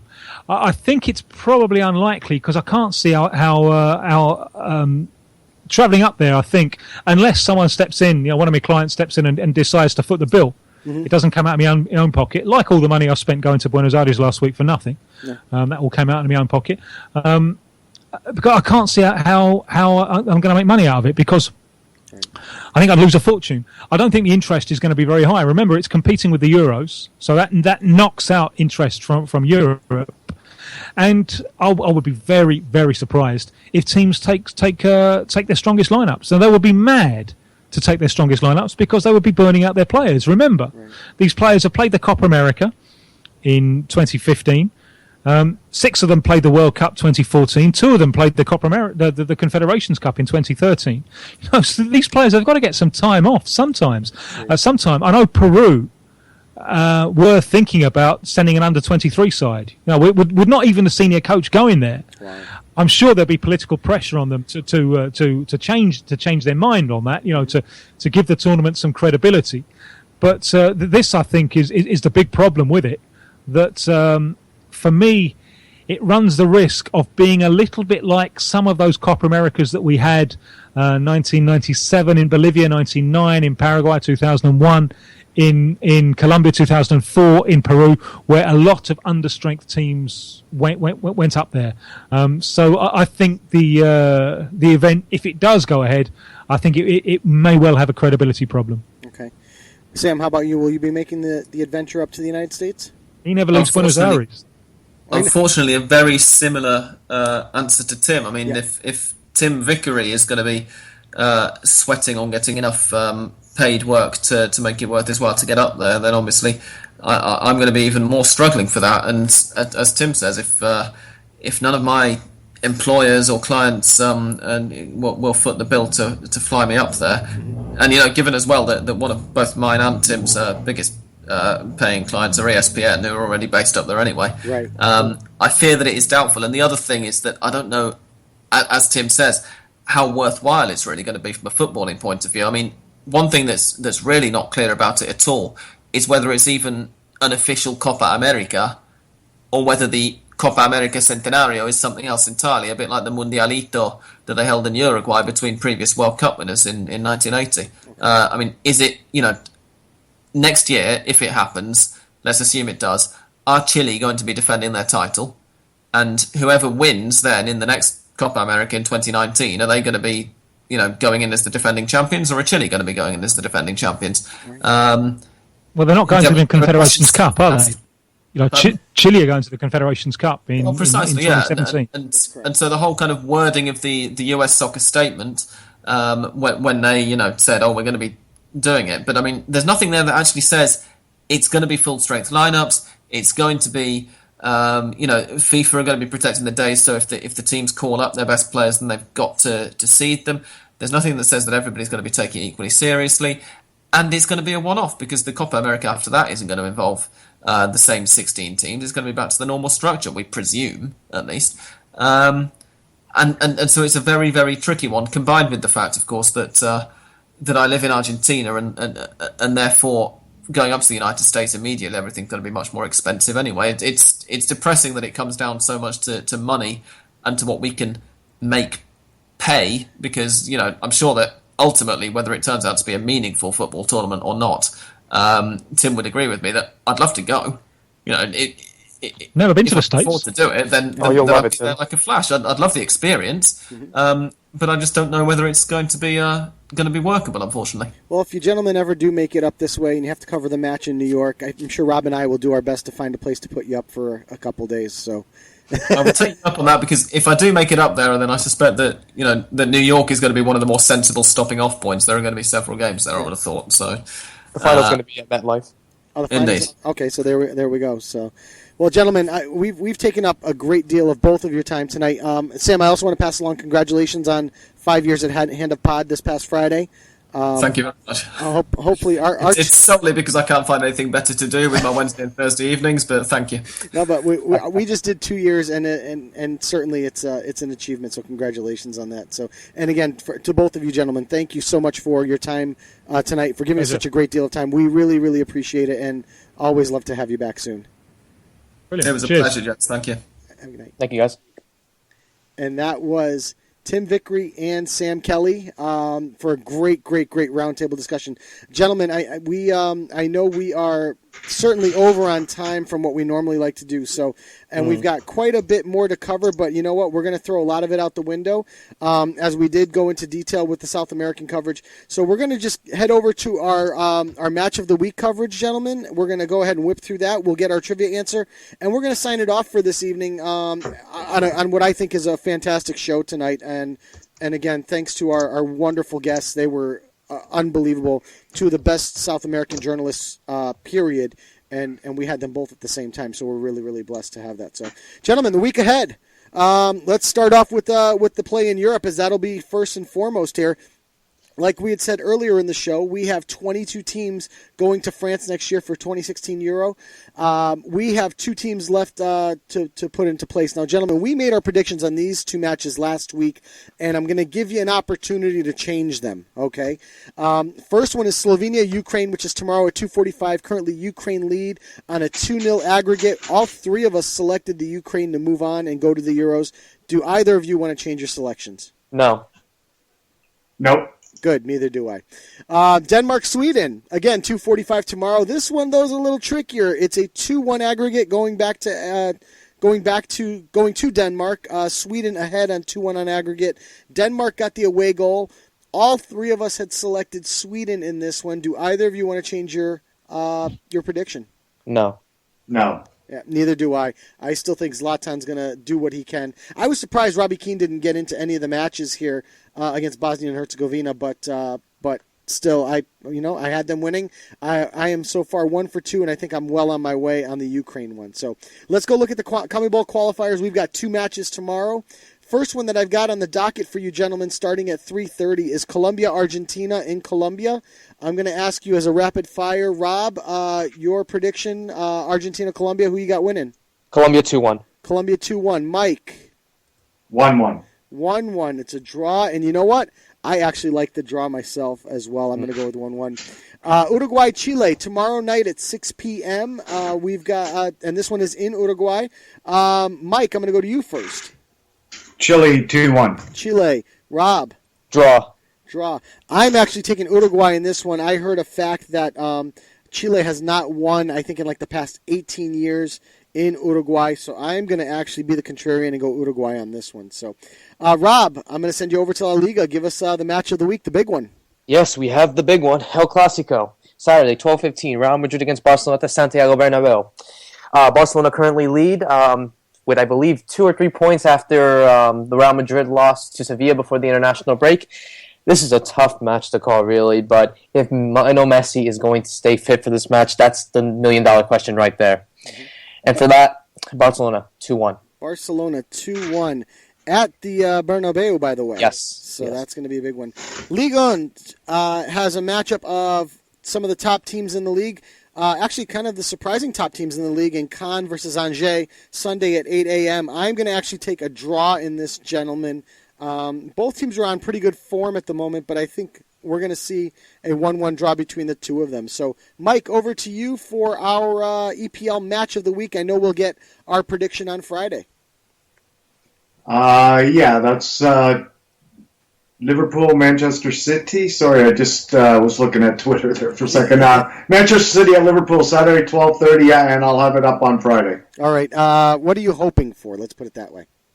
Oh, I don't hope. I'm pretty sure Manchester City's going to win this game. Fantastic. That's our semi-prediction. But again, for the official prediction of Low Limit Football, 7-5 now. Watch. 7-5. So what's that? Like 56, 57%, somewhere in there. Yeah, somewhere in there.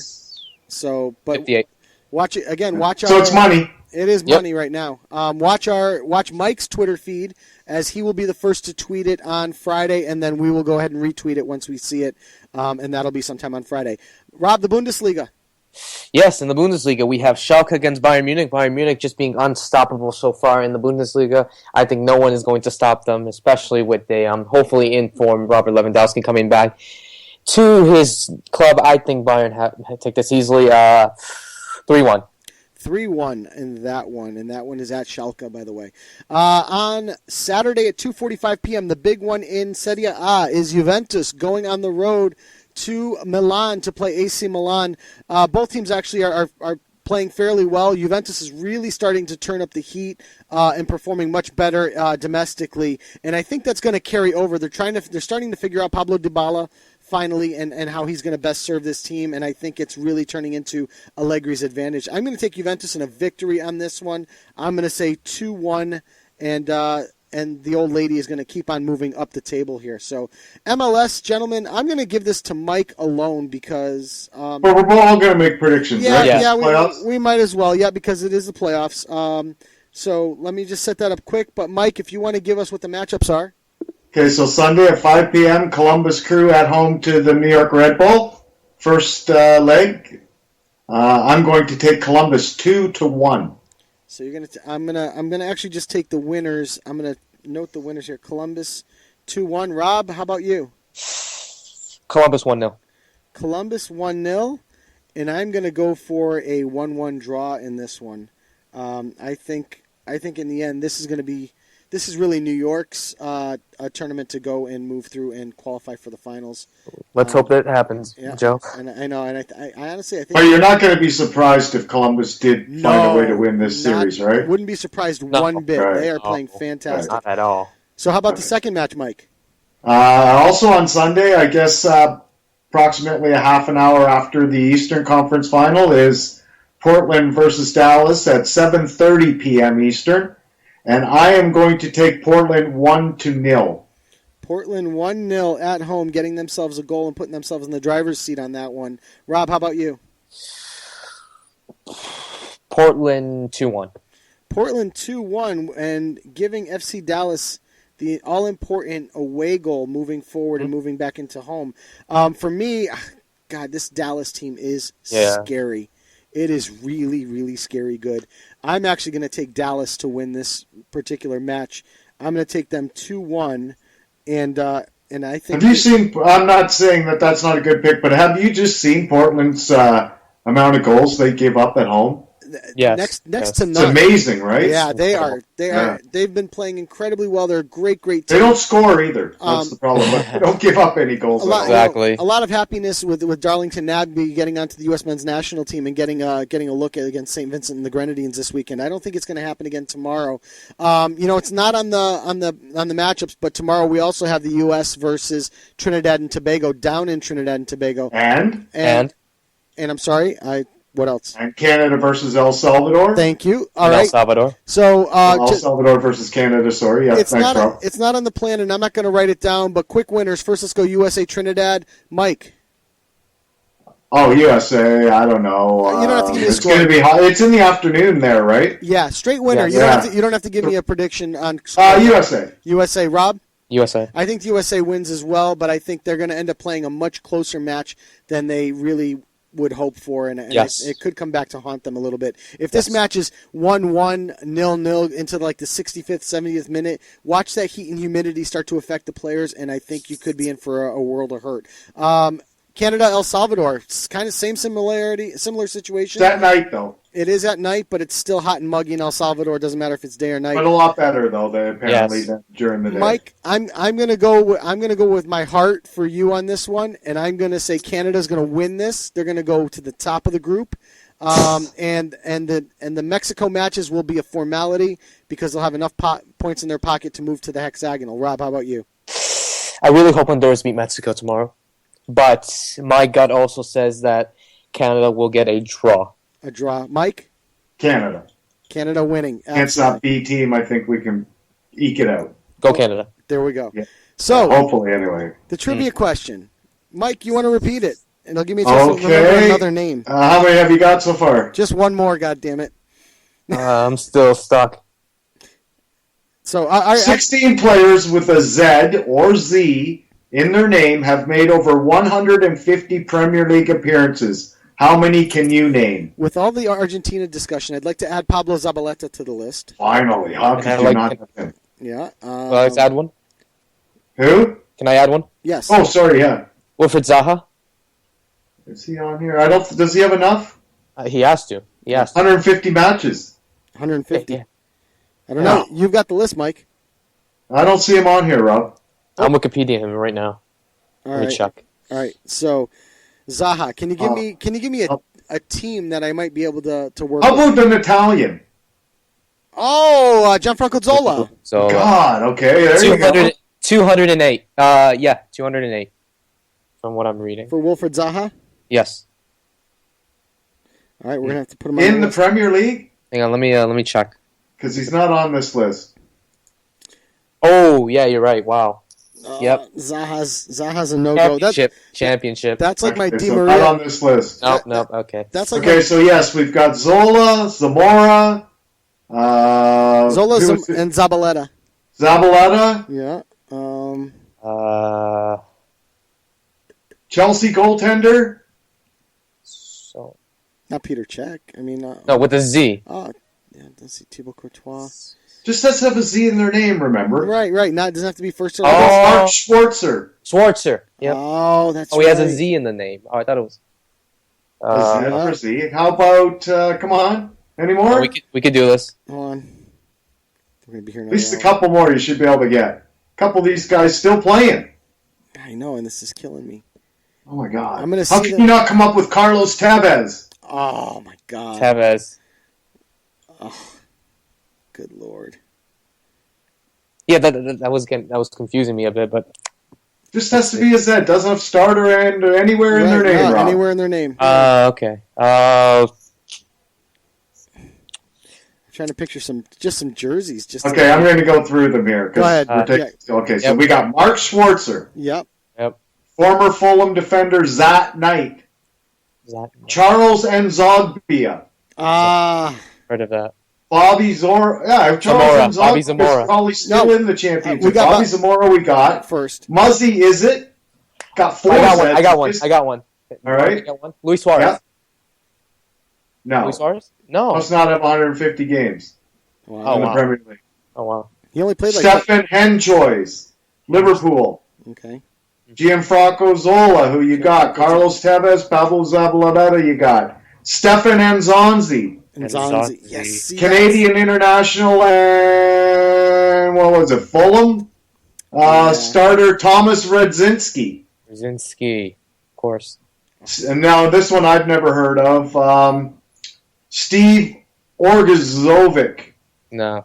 Okay, now this one, if we had some Chelsea listeners in the chat tonight, they would have got Benoit Zendine. Zoltan Gira. Stan Lazaridis. And don't think he's in the Premier League anymore, but he was on Newcastle. Jonas Gutierrez. Yeah, he's still there. Yeah, he's still there. Yeah, so there's another one. Yeah. And that was 16 players with the letter Z, and special mention to Buzzy Izzard, who's got 4 in his name. If we'd have gotten him, we should have gotten at least half of it right. So. Do you remember him? No, I think he played for Portsmouth. I don't remember him. I'm pretty sure he played for Portsmouth. Well, we butchered that one tonight. So, gentlemen, without any further ado, let's hit the closing music. All right. Thanks everyone for listening. Thank you.